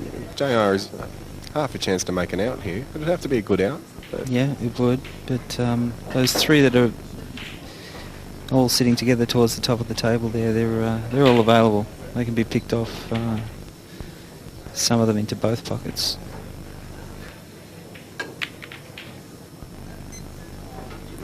has he killed that red a little bit there, Gav? Does that tied it pass up the a little yellow? bit. Yeah. Yeah, it's I not don't a know good that it result off that first shot. He's just made it a little bit harder for himself. And really what you want to be doing is making it easier, not harder. Yeah, that cannon on that red has killed his chance of... Well, it's made it a lot tougher, his chance of going out here anyway. I reckon he'll hit real low on this and come right down table for a choice. Get away from that middle pocket. Drifting just there, dangerously. Avoided it. He's not jaw pocket. snookered. He can take this one on the rail. No, he's landed very nicely on that, actually. And he has to drop it in to be on a choice of 2 of those other 3 reds.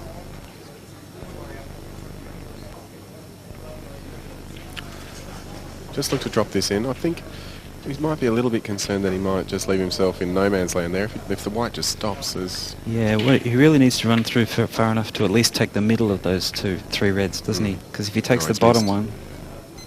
Okay. You won't be happy with that. You really got to make sure of those shots. Robbo's a great chance to go out from here, I have to say.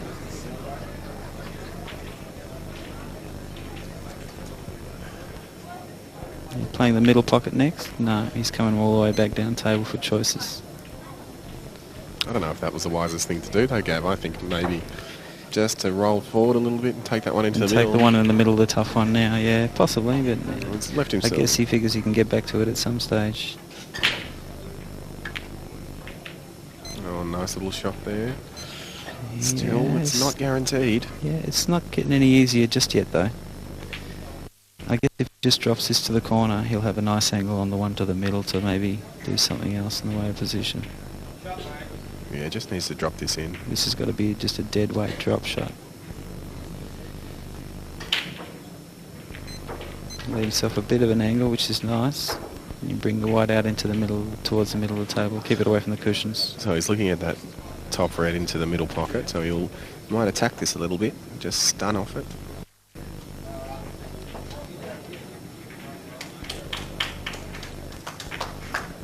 No need for the stun. Obviously he had enough angle just to run through. Oh, he's played that really well. He's perfect on this now. You can just drop this in and he'll be on the yellow to the corner. Yeah, it's tap tap. I'm not sure that that's ideal. I would have liked to have been a little bit straighter on that yellow. Yeah, maybe a little bit closer in. He brought it out, the white out a little bit further. I think he's okay though. Just uses the cushion beautifully. Yeah, that's a Attacking good the frame. shot. That's a well beautiful judged. Made output. sure he just skimmed the red and didn't hit it full. Nice shot. And rolls in the black. Marc Robertson goes 2-0 up against JR. Well played, great position. Okay, JR breaks in the 3rd frame of this best of 7. So he's 2-0 down, Gav, and he's under the pump a little bit now. Let's see if he can claw one back. Yeah, look, I think he made one error, I think, in the last round. It's not like JR's playing badly. I think Marc's really just risen. He played some beautiful positional shots in that last frame. He's really got the white ball under control at the moment. But I think JR will come back at him and come back hard. Well, he's going to have to. I mean, Robbo's no slouch. He's got a good break here. He's only got one problem red, really, doesn't he? Oh, he's landed very tightly on that yellow, though. Is that on? He's having a look. He might have been a little bit unlucky there, Greg. Seems to have just the ball's just rolling a little bit against him at the moment.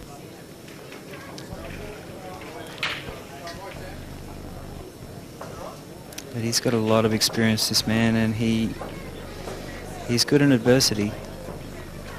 There's no doubt. Oh, I've heard a couple of rumours that he's not been at his best recently, so we'll see if he can fire up a little bit and show us some of the class that got him into the I think he made the that world was a really also. nice little shot. He really had bugger all room there to sneak past that yellow.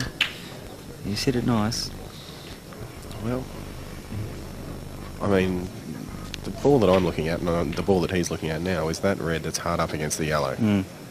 That's the one that he's got to worry about. All the rest of the reds, they're in the pocket. We don't need to worry about those. Let's have a look at this ball. This is what he's staring it down now. He's having a look. He's looking to see if he can find a way. He's too straight on it to stun onto it now. I think he's going to have a go at it. I think he'll go with a bit of top and right and try and there it is. Cheat the pocket a little, and he's played that nice. That's a good shot. Has he left himself a pot, Gav?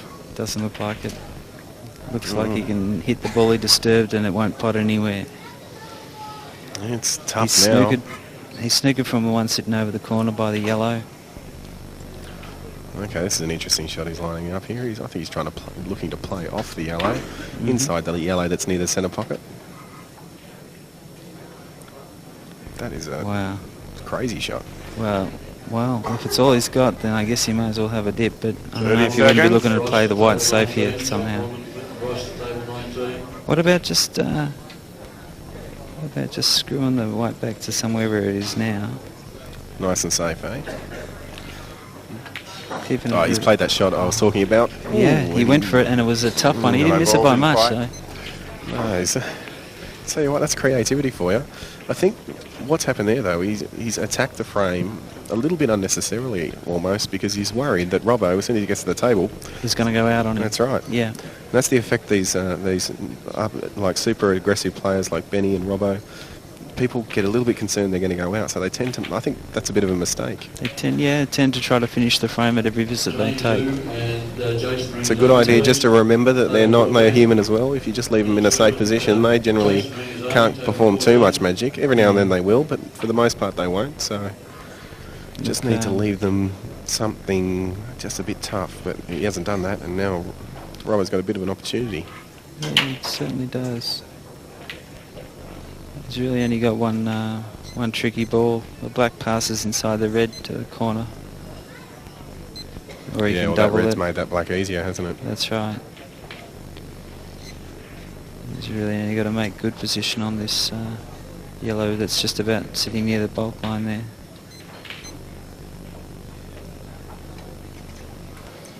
He doesn't have to work too hard for this pot out. Just needs to look to play this one off the rail and then pop out into the middle of the table with the white.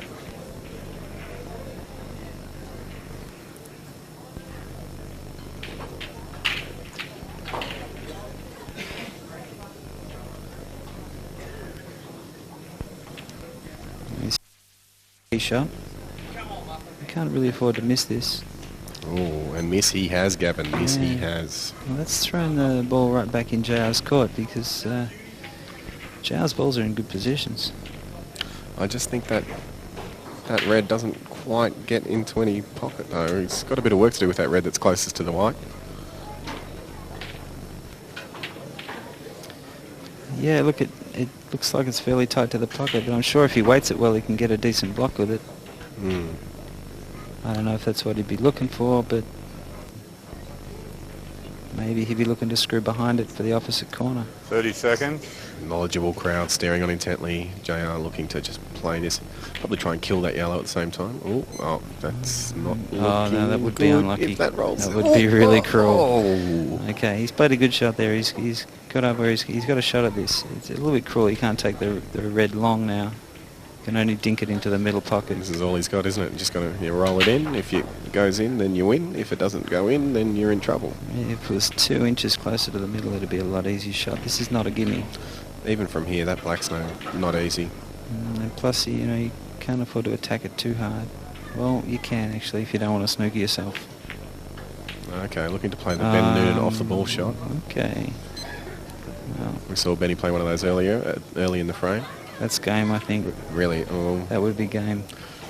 He's got a really nice angle to screw back down table. Just a little bit concerned about his shirt touching the red that's over the pocket. Wouldn't want to foul at this stage. Millsy's onto it, watching him like a hawk. Yes, the keen stare of Well, Millsy. did he get onto that ball? Oh, hello. Look at this. He's tried to knock the black out into play. It's a lovely shot. I think he's really improved the black too. No, it doesn't quite if anything, he might have made it a little bit tougher because it might not double now.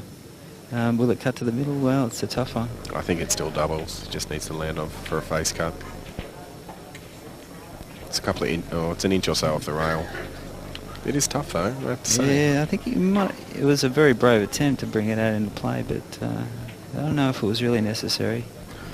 Well, that's the robber I know. You'll have a dip at anything. Well, why wouldn't you? He's got skills. I reckon he's looking to screw back into the black here, Gav.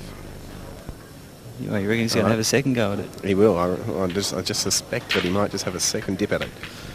Maybe. See, he's landed very precisely on this yellow, looking to get position. Run through off the yellow, knock the black out, land on your other yellow, all over Red Rover.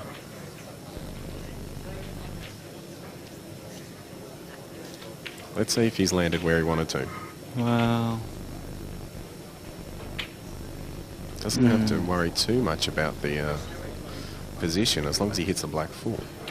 I think that's making the shot pretty No, he's unnecessarily coming back off it now. difficult. Yeah, no, he's changed his mind. I think that's wise. From the way he's playing though, we have to assume the black doesn't run in underneath that red though, so I think he'll see that he'll land either for a double or right in behind it for the... He might try to break it out. Yeah, here we go. Oh, Look at why that wouldn't shot. Look at that shot. It's a wonderful shot. That's a brilliant shot. He's all class, Robbo, and That he's was showing fantastic. it today. It's 3-0. Robbo to break off in this fourth frame. And he can take this match right here and now, Gav. Sure It's can. made What a did he red. drop? The red ball? Yep. Yellow ball's nominated. I think he'll take reds, will he? Well, he might think about taking yellows, actually. They're Yeah, not so bad. I'd probably take yellows Yeah. here. The yellows Yellow's are pretty reasonably evenly spread. There's not a hard pot on. All he needs to do is just bump it in. Yeah, he's looking to the yellows. Yellow ball's in play. This really is the only challenging pot for him, I think. The rest are fairly straightforward. You can almost stop on them. He's looking pretty relaxed now too. He's just letting it flow, and I think there's a good chance he might take this match 4-0. Has the air of a man who's up 3-0 and looking a bit relaxed.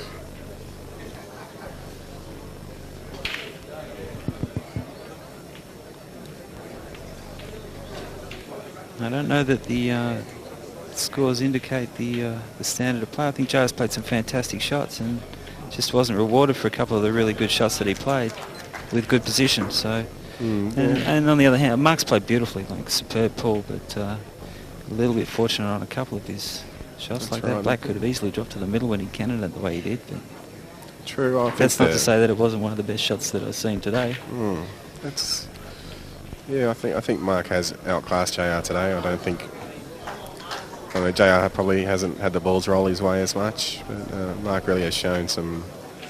Yeah, Marc seems to be hitting the ball with a lot more confidence than JR seconds. at the moment. So if you've got It Marc in shows the on Calcutta, table, you'd yeah. be looking reasonably confident at this stage. He hasn't Yeah, looked what like- did he go for?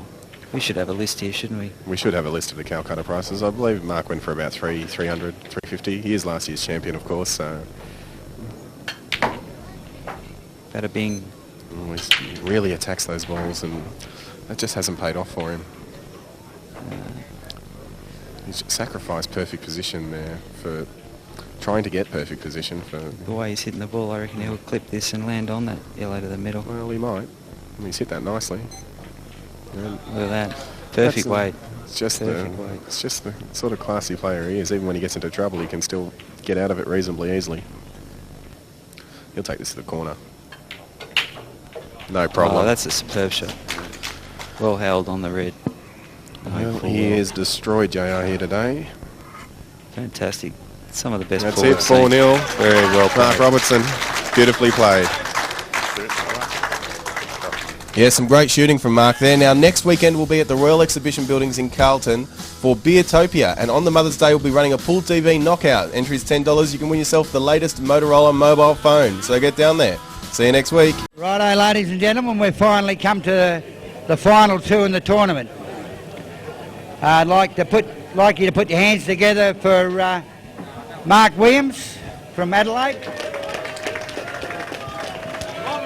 who has won this tournament once before, and he played with Victoria for quite a few years.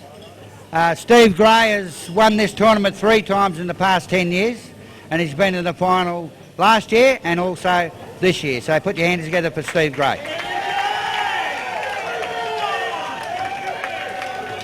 And I'd like you to put your hands together for the umpires of the final.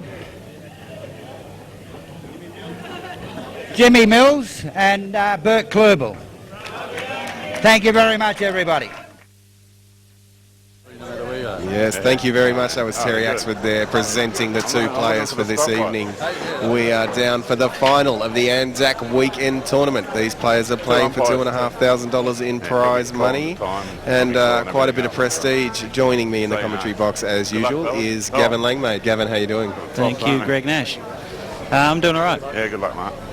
This should be a great final. I think both of these players have proved today that they deserve to be here. They're playing some really good pool. I think so. They played probably the best pool of the day from what I've seen. Steve Gray, he's a consistent performer in this tournament. He played some massive shots early in the day.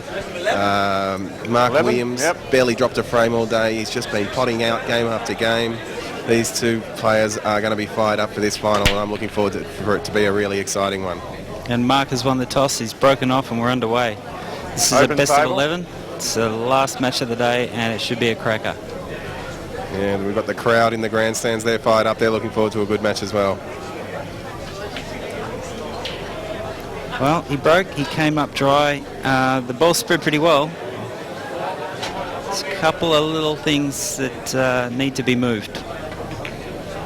Well, he's moved one of them. There you go. Yellow He's ball's done in it play. straight up. He's chosen yellows, developed another difficult yellow. Brought the red up to a very difficult position for his opponent towards that bolt corner cushion. That he's made that yellow a little bit tough to get to also for himself. But other than that, he doesn't really have too many problems. So studying the table carefully. He's looking pretty confident actually, Steve, going into this match. Jeez, really attacked that ball. He sure has.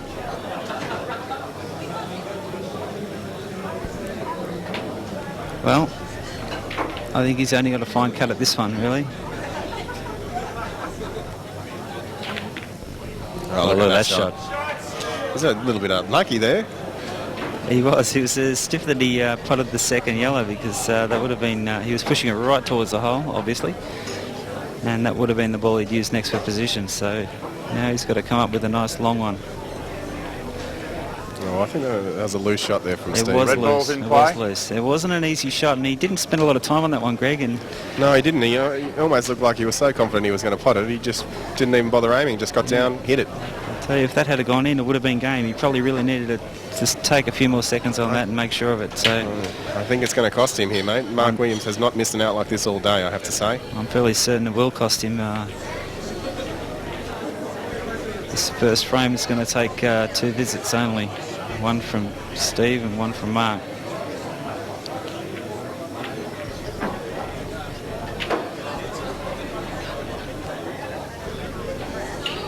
Fast around the table, Marc. He doesn't muck around when he goes to these around at all.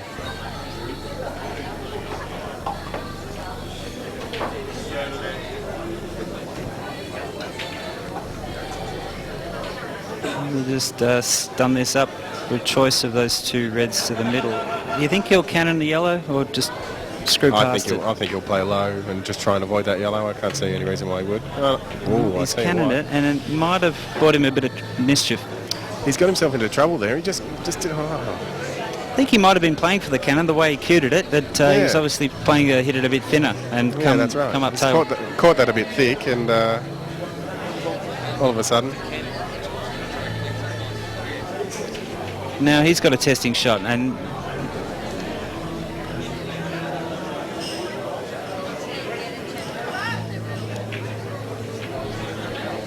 unlike his opponent, he's really taken his time over this one. He knows it's a key shot, and he really can't let. Well, I don't know. Is he trying to double it long? Well, that's worked out not too bad for him. He's blocked that yellow.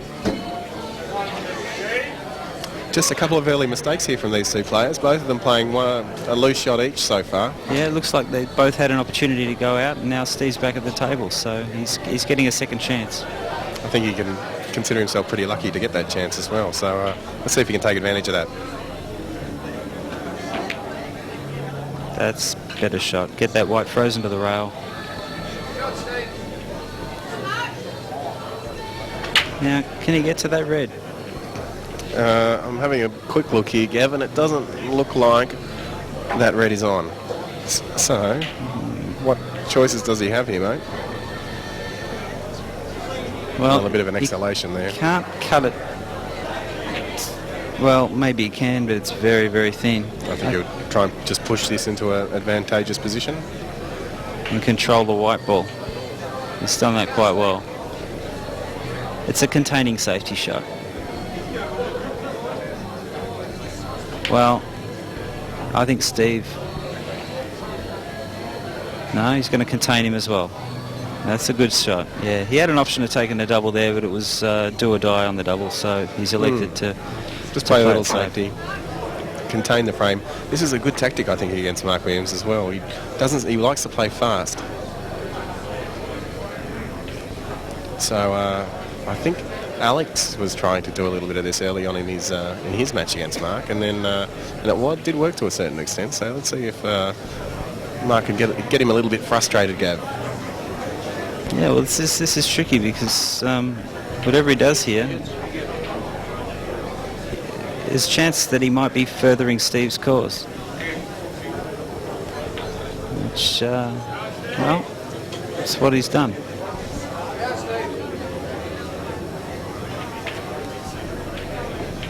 Well, Steve had a go at coming across table to, yeah.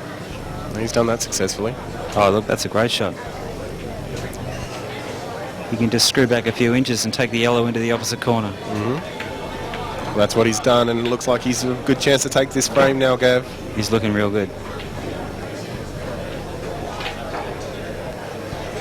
Well, that safety shot from Steve has definitely paid dividends, and he's come up with his first frame, I believe.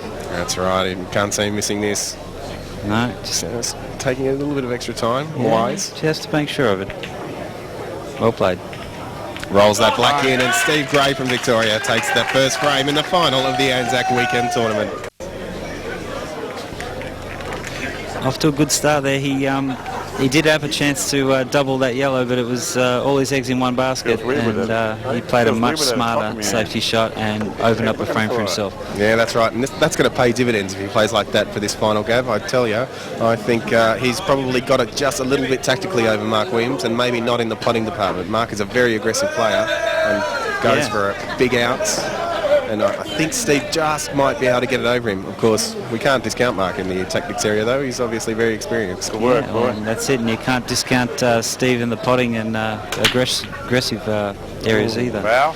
We've seen a number of in-offs on the break them all today. Day. Seen them all day. One visit open Just maybe this table's running a little bit differently to some of the players are used to. Maybe a little bit faster. They're expecting a stun, and they get a bit of a screw back off that pack, and all of a sudden they're going into that corner pocket. Yeah, there's been a lot in the corner. There's been quite a few in the middle too, so it's always an advantage. Of course, you only get the one shot on the break, Greg, but it's really nice to be able to place that white ball wherever you like behind the bulk line. Oh, it's just such a huge advantage, isn't it, Gav, when you can put it just in a nice, comfortable position, maybe break out a ball or two if you need to. He's just looking to take this long yellow one now. He's hit it Yellow beautifully. ball's in play.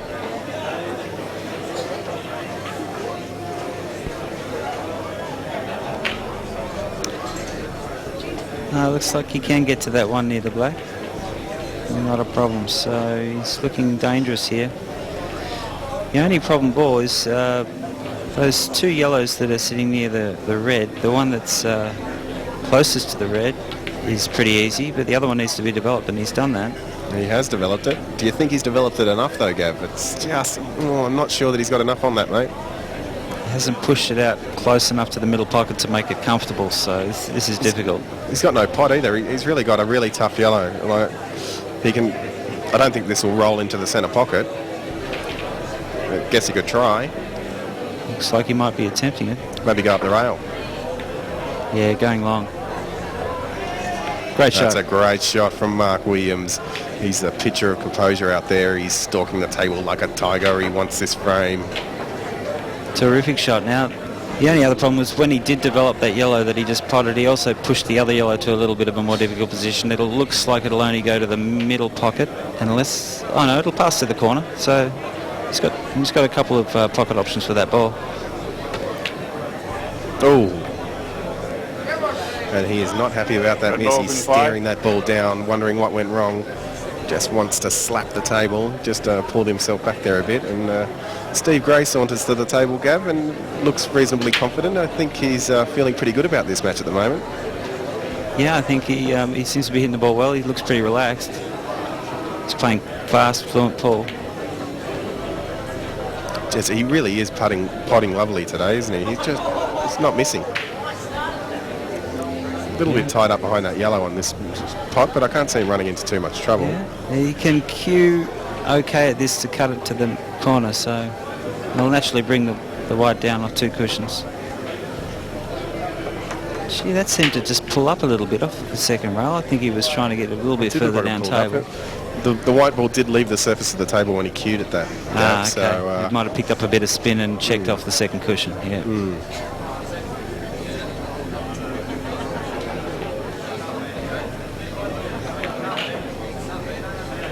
Oh, he's back in control just now. Plays it like it had ice. No worries at all. He's played the redemption shot. Once again, he's a bit straight on this. He's got to screw it really nicely to bring it back out onto the table. Well, he's done that. This not straightforward, Gav? No, it's not. It's not. He's got to be careful he doesn't snooker himself behind the yellow. That's right. Well, that's what I'd be worried about if I was had to play this shot, and I'm sure that he's considering that. I think he had a bit of a look to see if he might play this red into the corner and come into that yellow. Then decided against it. It's a tough shot to take to the corner from there when you're that close to the rail.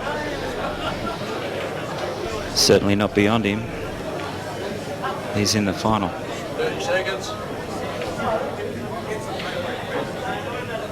He might be forcing it off. Yeah, forcing it off 2 or 3 rails. But yeah, it makes it more difficult when you're forcing a ball, particularly when you're playing off the rail. Pick up a little bit of spin and you miss the putt. That's right. Just overplaying that shot, and giving Marc Williams what, for all intents and purposes, looks like a pretty easy play out.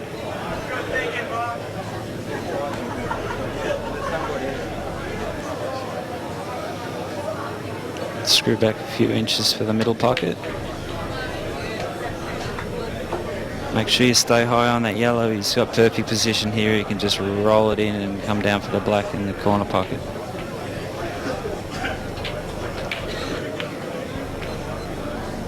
And instead screwing it over to the opposite corner pocket. Yeah, he's taking the safe way there. He just didn't want to take any risks. Well played. Frame 2 to Marc Williams. It's 1-all.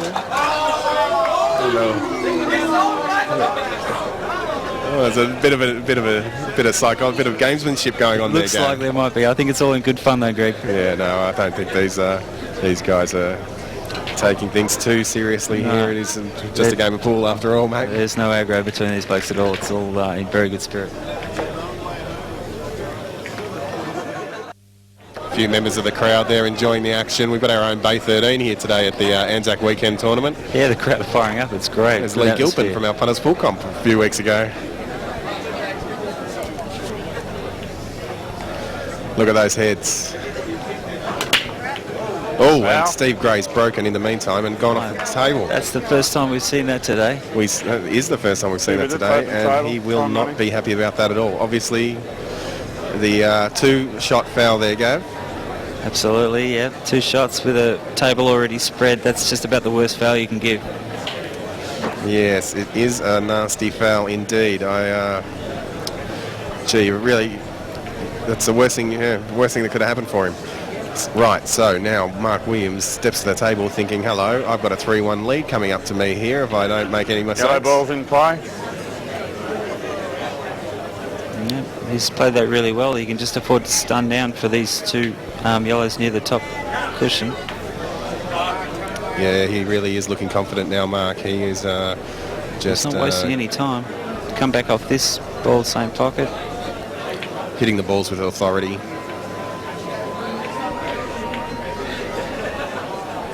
Passes the red to the middle.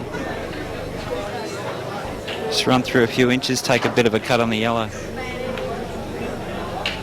He's done that. Now, where does he land for the black here, Gav? He's having a look at it. Let's have a... 2 rails, 3 rails, 2 rails. Come fairly square off this. I really don't know. That's what he's tried to do. Yeah. Oh, look at this shot, Gav. Yeah, that's a good shot. Yeah. Just the right amount of spin and pace that That really is absolutely perfect and not easy to do. Oh, and he's missed a black. Can you believe it? He got perfect position and then missed a fairly simple black. Oh, hello. I forgot about that. No, He he's had 2 snookered himself. shots. No, he snookered We haven't himself. forgot about the 2 shots. Well, that goes to show. Even the best can miss that one, mate. Maybe you should use those 2 shots He's sometimes. asked for a total. I think he can go rail first year and still pot it, Greg. Yeah, he probably will. Oh, and he's missed it. Guess and what? This is He has killed that mistake. mistake, Greg. He's killed it. Steve's going to make him pay for that. Steve's got to make him pay. That was careless with 2 shots to play that. Just think about the psychological damage you can do here now, Steve. Steve must be thinking, right, if I can put this guy away off this frame, I have no business being in this frame at the moment, and he has to be thinking that he's going to put him away for sure. So it would have made a big difference too, 3-1 to 2 all. 3-1 and 2 all is a big difference, and you've only got a few frames to really get, don't you? It's a race to 6, best of 11 match, so... oh, I tell you what, that's a bad miss, but... It's careless, but... He's landed square on the black, he's okay. Yeah. I really think you should have made him pay a little bit more than that, though, Gav. Yeah. Mind you, like... Try and extract what's the he 2 gonna do with shots out this of him. black? What's he going to do? Is he going to load it up with right-hand side and try to cut it in? I reckon he's going to go off a couple of rails here, mate. At least 2. I can't see. Possibly 4. And go around the world. There's a bit of traffic there to work amongst. There is a bit of traffic. But, you don't think he might try to play a safe shot? There's nowhere safe to go, is there? Steve's balls are all over the place. he might try to back up with a safety. He might try and put this white on the... If he puts the white on the face plate at the balk end of the table... Yeah. No, I don't know what he's doing here. He's coming off the side rail to try to pot it. That's what he's trying to do. Well, he's come up fresh air. Got a fresh air, and here we go. Oh, here's another chance, but this time with 2 visits, so I don't think we'll see Steve let him off the hook this time. Well, it was a careless shot from Marc. It was. Steve's going to make sure of this. Oh, I think so now with 2 shots. Surely he will.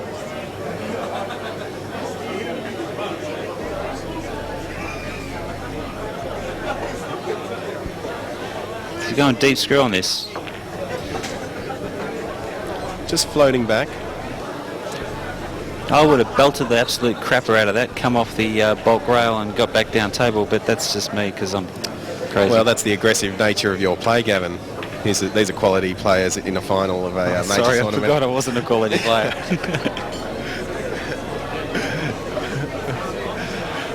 And there he is, he's in perfect position and he's still holding 2, so yep.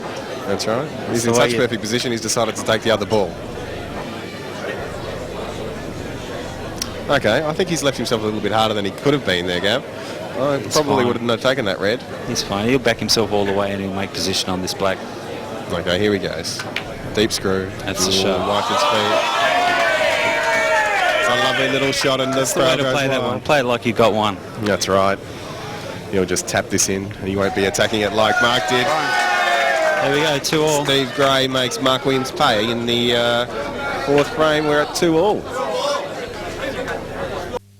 He And certainly now, had a good chance. Yeah. 2 all. With 2 shots on the black and snooker himself like that and then kill the black on the second one. Yeah, he was careless, but he's still got a big smile on his face and he's still pretty confident, I feel. He does, but I don't know, if you're playing a bloke for $1,250, mate, you'd probably spend a bit more time on the black there. I certainly would. That's a very good point you just made there, Greg. There is a lot of money on the line here. Here's a lovely break from Marc, though. Yellow ball's potted. He'll be looking to erase that mistake from his mind, get that last frame out of the mind, start concentrating on the new one. Because if he starts to play loose now, I think Steve Gray will take this match comfortably.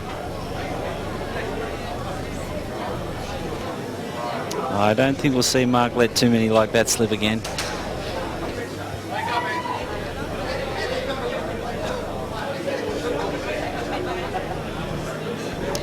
What's he fancy here?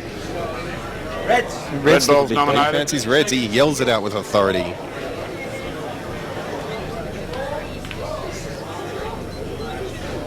Ooh. Red ball's in play. Black tantalisingly close to the centre pocket there.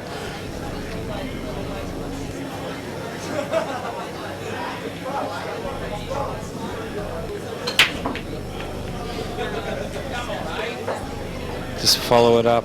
Follow it up. Choice of the two that are sitting close to the cushion. Yep, that is perfect.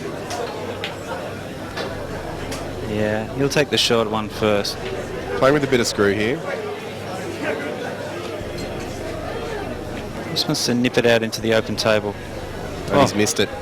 Yellow balls in play. Yeah, well, it's a bit careless too, but it's not going to cost him. It's got a nice deep block there on one of Steve's balls.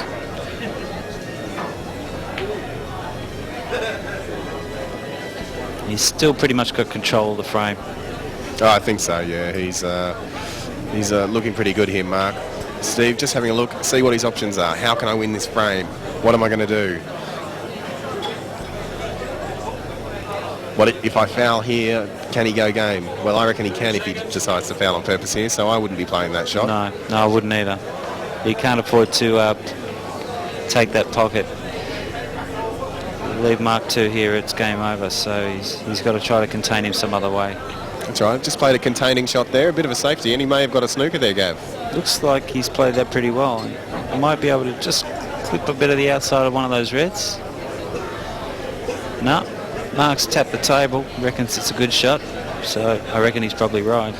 He'd be a good judge. Yeah, that really is the kind of shot that Steve's been playing all day, is those containing shots and those safeties. Really played them very well. Now Marc tries to contain him a little bit back and has left him on the balk end there.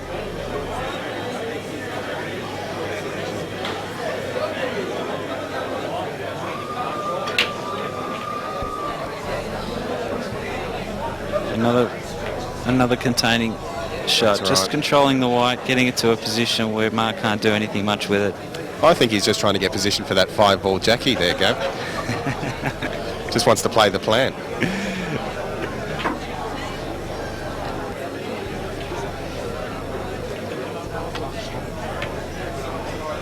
And another containing shot. It's a tactical battle, this one, Gavin. That's a nice one, though. That's a really nice one. He's getting Steve in all sorts, and Steve can't do anything else. On a reasonably open table. It's interesting to see on this. You normally look at this table and go, hey, someone's going game soon. But no, these guys have played 2 safeties in a row. Yeah. They've not left each other very many shots. And it's not easy to do. They're doing a great job, but Marc's getting the better of it.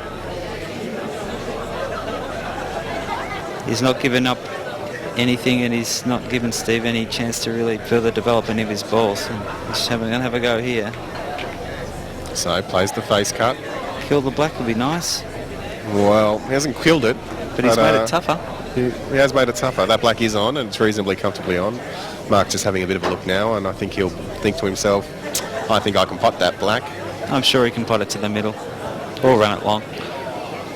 The real question is, can he land on it into the middle?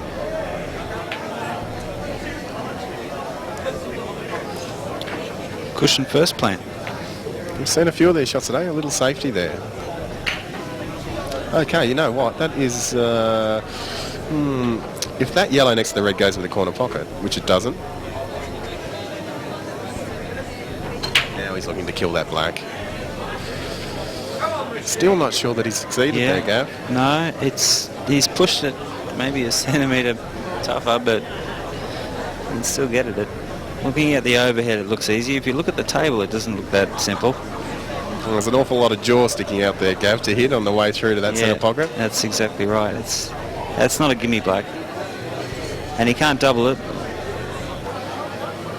Well,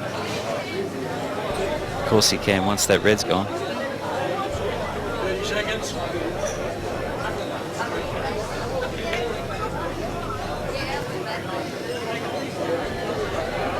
Yeah, he's going to have a crack at going out now. I think he is. You can sort of see the intent there, can't you? He's looks like he's going to have a go here. Well, maybe this is a safety. He's going for the cut with the plant. Yeah, a little bit of 2-in-1 there. Good shot. Well, we saw Marc Robertson play a shot earlier where he potted 3 balls at once. I think he might just... I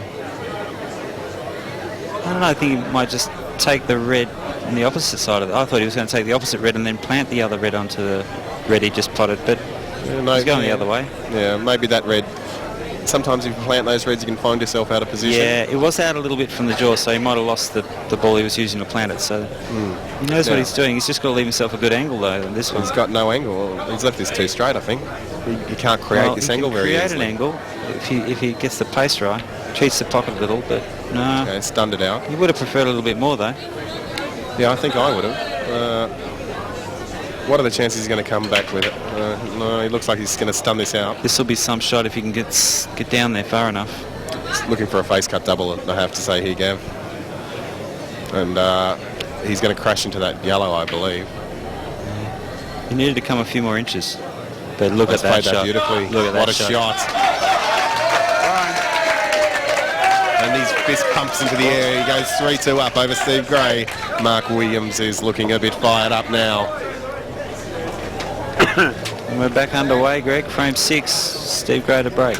He trails 2-3 to Marc Williams, and he's made the yellow off the break there. And, oh, look, they just popped that little Yellow ball's potted. wide out for him to have a look at this yellow into the corner. Yeah, he's having a look at the yellow to the middle first. Maybe you'll consider reds. Let's have a look at this table, Gav.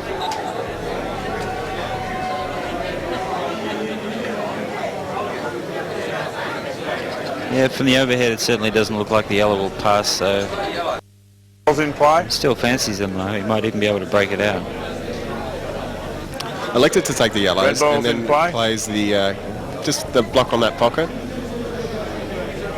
Feels he can just gain a bit of table position here, and maybe he can frustrate Marc a little bit as well, slow him down, stop the potting frenzy that is Marc Williams. Well, look what Marc's doing. He's giving it straight back. And Marc just says, no thanks, I'm not into that. I'll give you 2 shots. If you can't pot out, I will. So Yeah, let's see what Steve does a here. little bit Try and careless. contain him. No, he's going to bank that one out of there. Let's attack the double. Little kiss will do. Oh, look at that.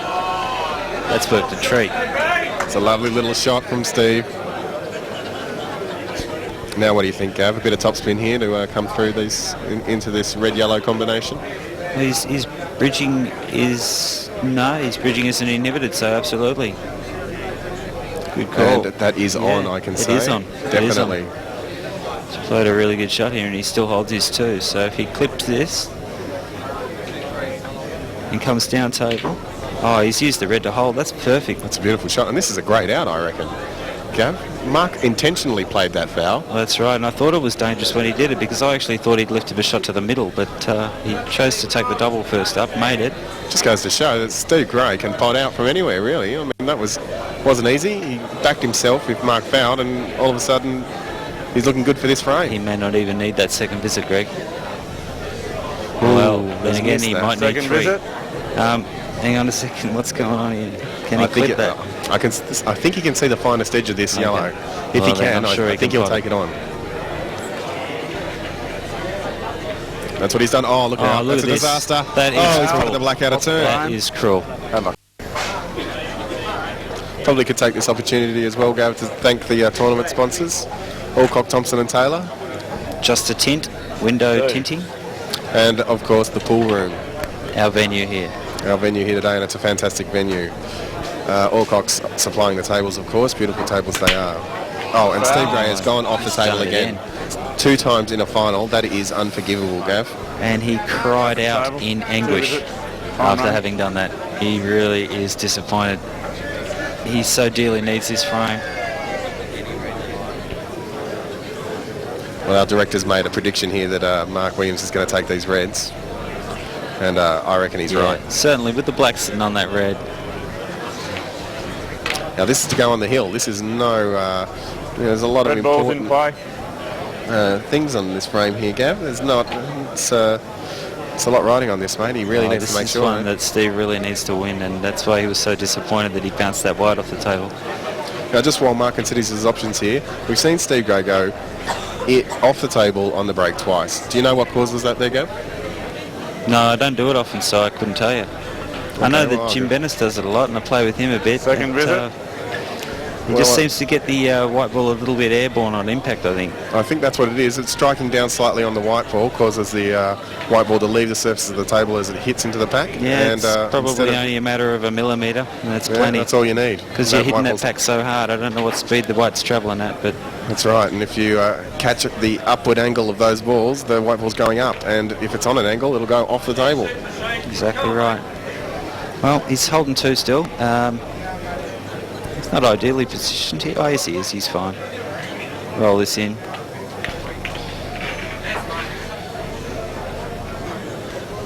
So Marc Williams really looking to close out here, looking to take this frame, take a 5-3 lead, and put himself in a very strong position. Now, will he get lazy with 2 shots, Gav? That's the only question I have for you. I don't think he will. No, I don't think so. I think he learned his lesson there. I think he has. Will he go middle pocket here? No, he'll go to the corner first, wouldn't he? He'd have to go corner first, I'd say. Well, maybe. Well, they're both okay. He's got a lot of options here, Gav. Yeah, I think corner first because it'll only go into one corner, and he's on that ball now, so he may as well take it. A little bit Chinese here. It's not the easiest pot in the world. Has he got enough angle to screw behind it? Yeah, he's jacking up. He obviously does. He's going to screw behind it, take the red at the same pocket. Nice, hit that nice. Gee, look at that shot. Just hit it perfect.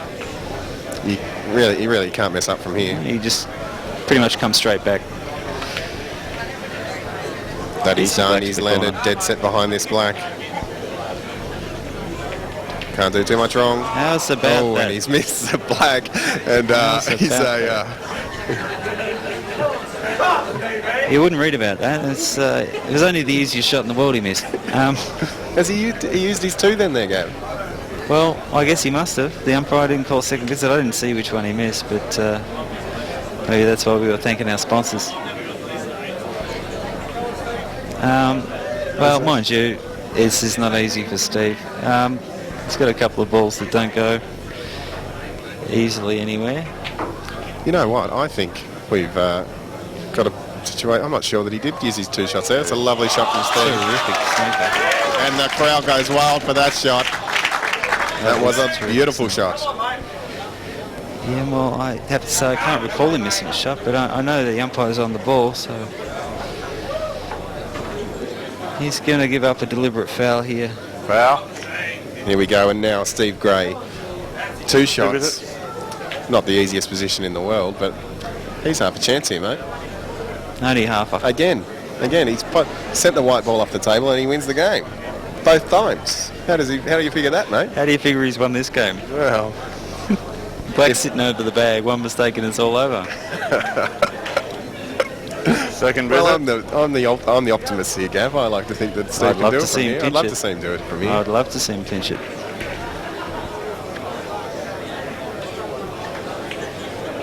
But it's going to take some doing, Greg. He does have a lot of work to do. But he really has. He's played some really nice outs today, Steve. He hasn't made too many mistakes when the table has been like this, so that's why I guess I'm so confident. I thought he'd almost snookered himself there, but he's okay. He's tried to come down for this, and he's landed not too bad. He's got an angle there. Yeah, not the easiest shot in the world if you want to work back up table for good position, no. But no, you'd have to say his work's cut out for him now. It really is a do-or-die pot. Has to make sure of this pot. And he has made sure of it, Gav, and now he's starting to look a lot better. Just hit that at the perfect weight. Bring it up table, make the pot easy, but also leave himself a nice angle to do some work with the white. He really is a chance now. He's a very good chance. Okay, well. Just wanted to come at just another inch or 2. Just wanted to. He's landed 2 straight, and well, he might be able to cheat the pocket a little bit and get close to his work. That's what he's tried to do. Okay, this is not an easy shot, Gav. It's just off the rail. I reckon these are the hardest shots in pool, just off the rail. He plays them well. I'd really like to see him pot this. Well, I don't think you can hit it any better. And it's gone in. Look at that. The crowd erupts. Steve Gray takes the frame. It's 4-all. What a steal. You were right. Mr. Optimism. Mr. Optimism's right again. These players are locked in this final. Marc Williams to break, which is probably a good thing for Steve. He seems to send that white off the table, so let's see what happens here. Marc has got a very good break though, Gav. Sledgehammer. And he pummels the break, and Yellow one of the ball yellows spotted. shoots into the centre pocket. Yellow ball's in play. Well, I predict that this frame's over. There you go.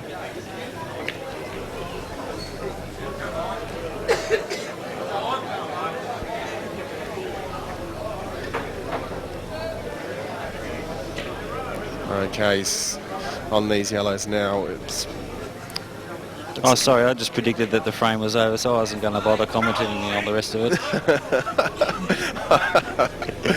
You might be right, I think, Gav, but I was just assessing whether he could find a way to stuff this one up like he has a couple of the last ones. But no, I think Marc is he's going to make sure of this one. He has a very determined look on his face.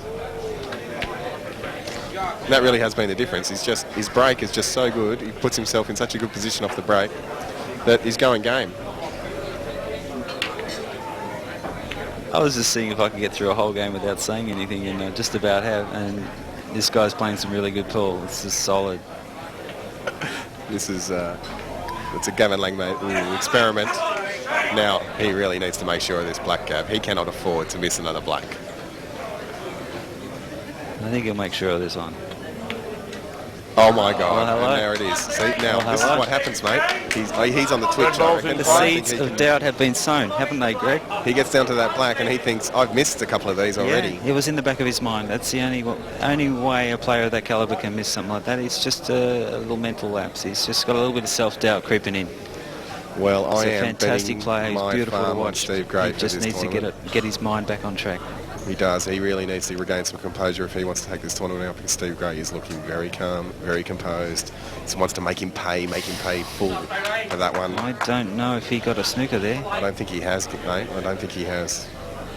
Obviously a difficult putt, And I'll but tell you what, he this really is on. just didn't want to let him hit it. And I'll tell you, if Marc Williams actually makes this black, that might just send his confidence straight back through the roof. That'll certainly get the monkey off his back. Oh, foul. No. And not much of a result there. That's okay. Now Steve's off the hook there, though. He really should have laid a snooker. Now he can afford to toy with Marc a little. Steve Gray back in another frame where he had no business being in this frame. Marc Williams straight black, missed it. Now plays a real snooker on Marc, and there is just about no angle on the table that Marc can use to get out of this snooker. No, that's a really good snooker, well laid, and I don't think we'll even see Marc attempt to hit this black. He'll try and kill a red or roll up to another one. Precisely, a deliberate foul. Total snooker. Tactical foul.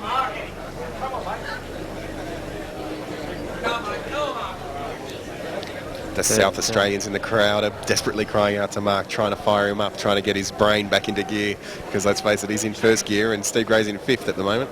No, that's right, and if it's a tactical foul, it better be a good one, because look, he's trying to hit this ball. Foul. I think it was just too tough to hit. It was a tough one. It wasn't a bad attempt, but it was always going to be a tough one to hit. So I don't know. I guess he couldn't see a place to leave the white where he didn't think Steve might be a chance at potting them all, because Steve's been potting them all. That's right. I'm really liking the way Steve's playing as well. Just nice and easy. Saunter to the table, take your time, let Marc sit there and think about some of the mistakes he's made during this match. He plays a beautiful game. He just lets the white just drift naturally into positions where he very rarely forces the balls, does he? He's got lots of choices.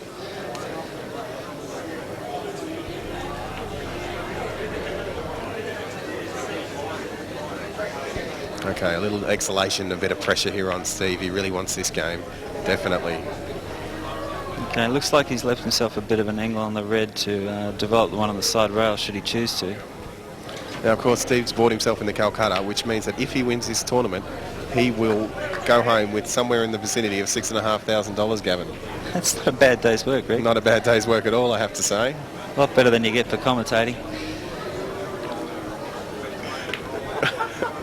No doubt there, mate, I agree.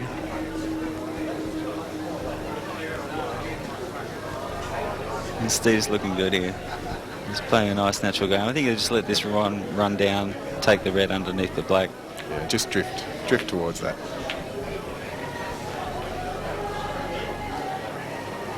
Okay, so can he... He just plays beautiful natural position game. But I mean, when he needs to, he can work it. Don't worry about that. He can work that cue ball like I think we'll see him do that right now. No, see, look at that. Just a nice little drift into position. Okay, this is not a guaranteed position here. This is no gimme. Are we... He's got 2 shots in hand. Yeah, he's still holding the 2, so... looking pretty good then. I think we'll see him take it to the right-hand corner pocket.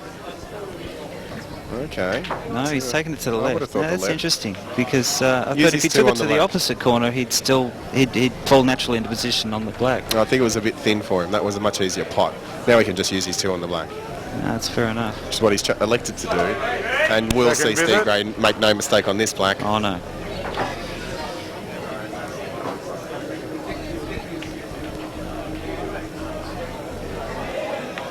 Steve Gray goes 5-4 up. And a costly mistake from Marc Williams again.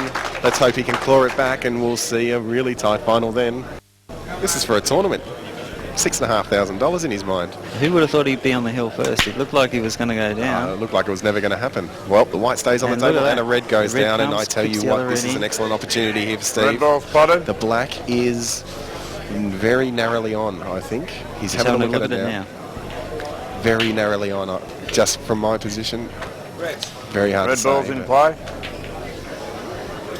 I think he can just cheat the pocket a little bit, Gavin. Looks like he might be able to just nurse it off the jaw and drop it.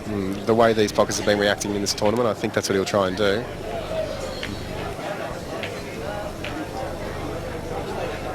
Electing to take the red. Oh, this is a fantastic chance for Steve. He can take this tournament out right here, right now. Drop this in, red to the opposite middle. No. Getting down to the more difficult balls.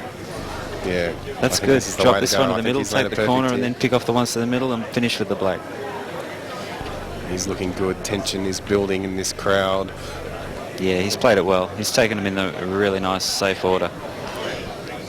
I think everybody here is pretty confident in his ability to do it. They're willing him on, this Victorian crowd. They want to see him win it. He's such a prolific winner of this competition, and he looks like he's going to do it again. Rail. Oh, he's played that very nicely. He's just fine. He's just fine. Both balls same pocket. The only thing that can go wrong here is that black go. That's really the only thing that can go wrong. If he catches that a little bit thick and goes into the yellow, it won't go. He'll go off He needs the to hit top it cushion here. very well. So here he is. This is for the tournament. Steve Gray. Here we go. Composes himself, has a look. He wants to make sure. He wants this black. It's tight. He hasn't got a lot of room. He's hit it. Oh, he's done it. He's done it. Steve Gray, winner of the 2006 ANZAC Weekend Tournament. Great performance, Steve. What a final. What a comeback. What an effort. All day he's played beautiful pool. Very popular winner. Very popular winner. Great final from both players. It was a fantastic final. Well, it has been a wonderful day here. It's been a long day, but it's been a pleasure all day, and thanks very much, Greg. Thank you very much, Gavin, for sitting here and joining me in the commentary box today. We have, it's been a long and arduous battle, and we've seen Steve Gray come out on top. And from day one, really, he's been like looking good, hasn't he? He was looking good from get-go, and to take it out, it's just fantastic. Very popular. Congratulated by the crowd. We're crossing down to Terry Axford shortly for the presentations. Congratulated there by Alec Evernatis. He's such all the South Australian guys now just giving him a bit of congratulations. What a great winner. Just even early in the day, that first game, he played the shot of the day. And then... Played a couple of them, actually, in his first match. So yeah, they'll definitely be on the highlights package. And, yeah, terrific effort. Anyway, from the pool room, signing off. Hope you enjoyed the commentary and the action here. See you next time.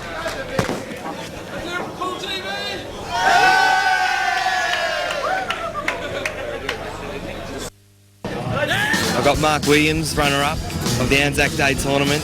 It's been a long 2 days. Yeah, definitely ends very, very long. Probably got a bit tired in the end. Who knows what happened, you know. That's about I was thinking before, actually, when you're halfway through that set, that you know, it must take a bit of stamina to, you know, in terms of concentration and stuff like that. You know, you had all the momentum in that final. You had everything laid out there, and what happened, mate? What was going through your head? well, absolutely nothing, because very much just try and keep that empty and just concentrate on the shots as they come. as you saw, 4-2 up, missed 2 blacks. You know, that's the match right there. I don't know, you know, I always say you get what you get, and that's what I got, and you know, we got shafted on both of them, so, you know, all congrats to Steve. He had a tough draw, you know, in the end. I've had a really good tournament. Of course, you're always disappointed to lose anything in life, but, you know, at the end of the day, you look at it and think, you know, it's a pretty good result. Yeah, it is. It's a fantastic result. Okay, I've got Steve Gray with me, won the tournament, got himself in the Calcutta. How much money did you win today, mate? I think about 5,500. That's a beautiful day at the office, mate. Nice day at the office, for sure, yeah. Did you come into the tournament going, right, yeah, I've got a crack, I've won it a few times, and it's sort of my tournament kind of thing? You've got to have confidence in your ability when you come into a tournament like this. I know this year there was big South Australians coming down, and they are the best players in the country, and you've got to be on your game to beat these boys. So I'm wrapped.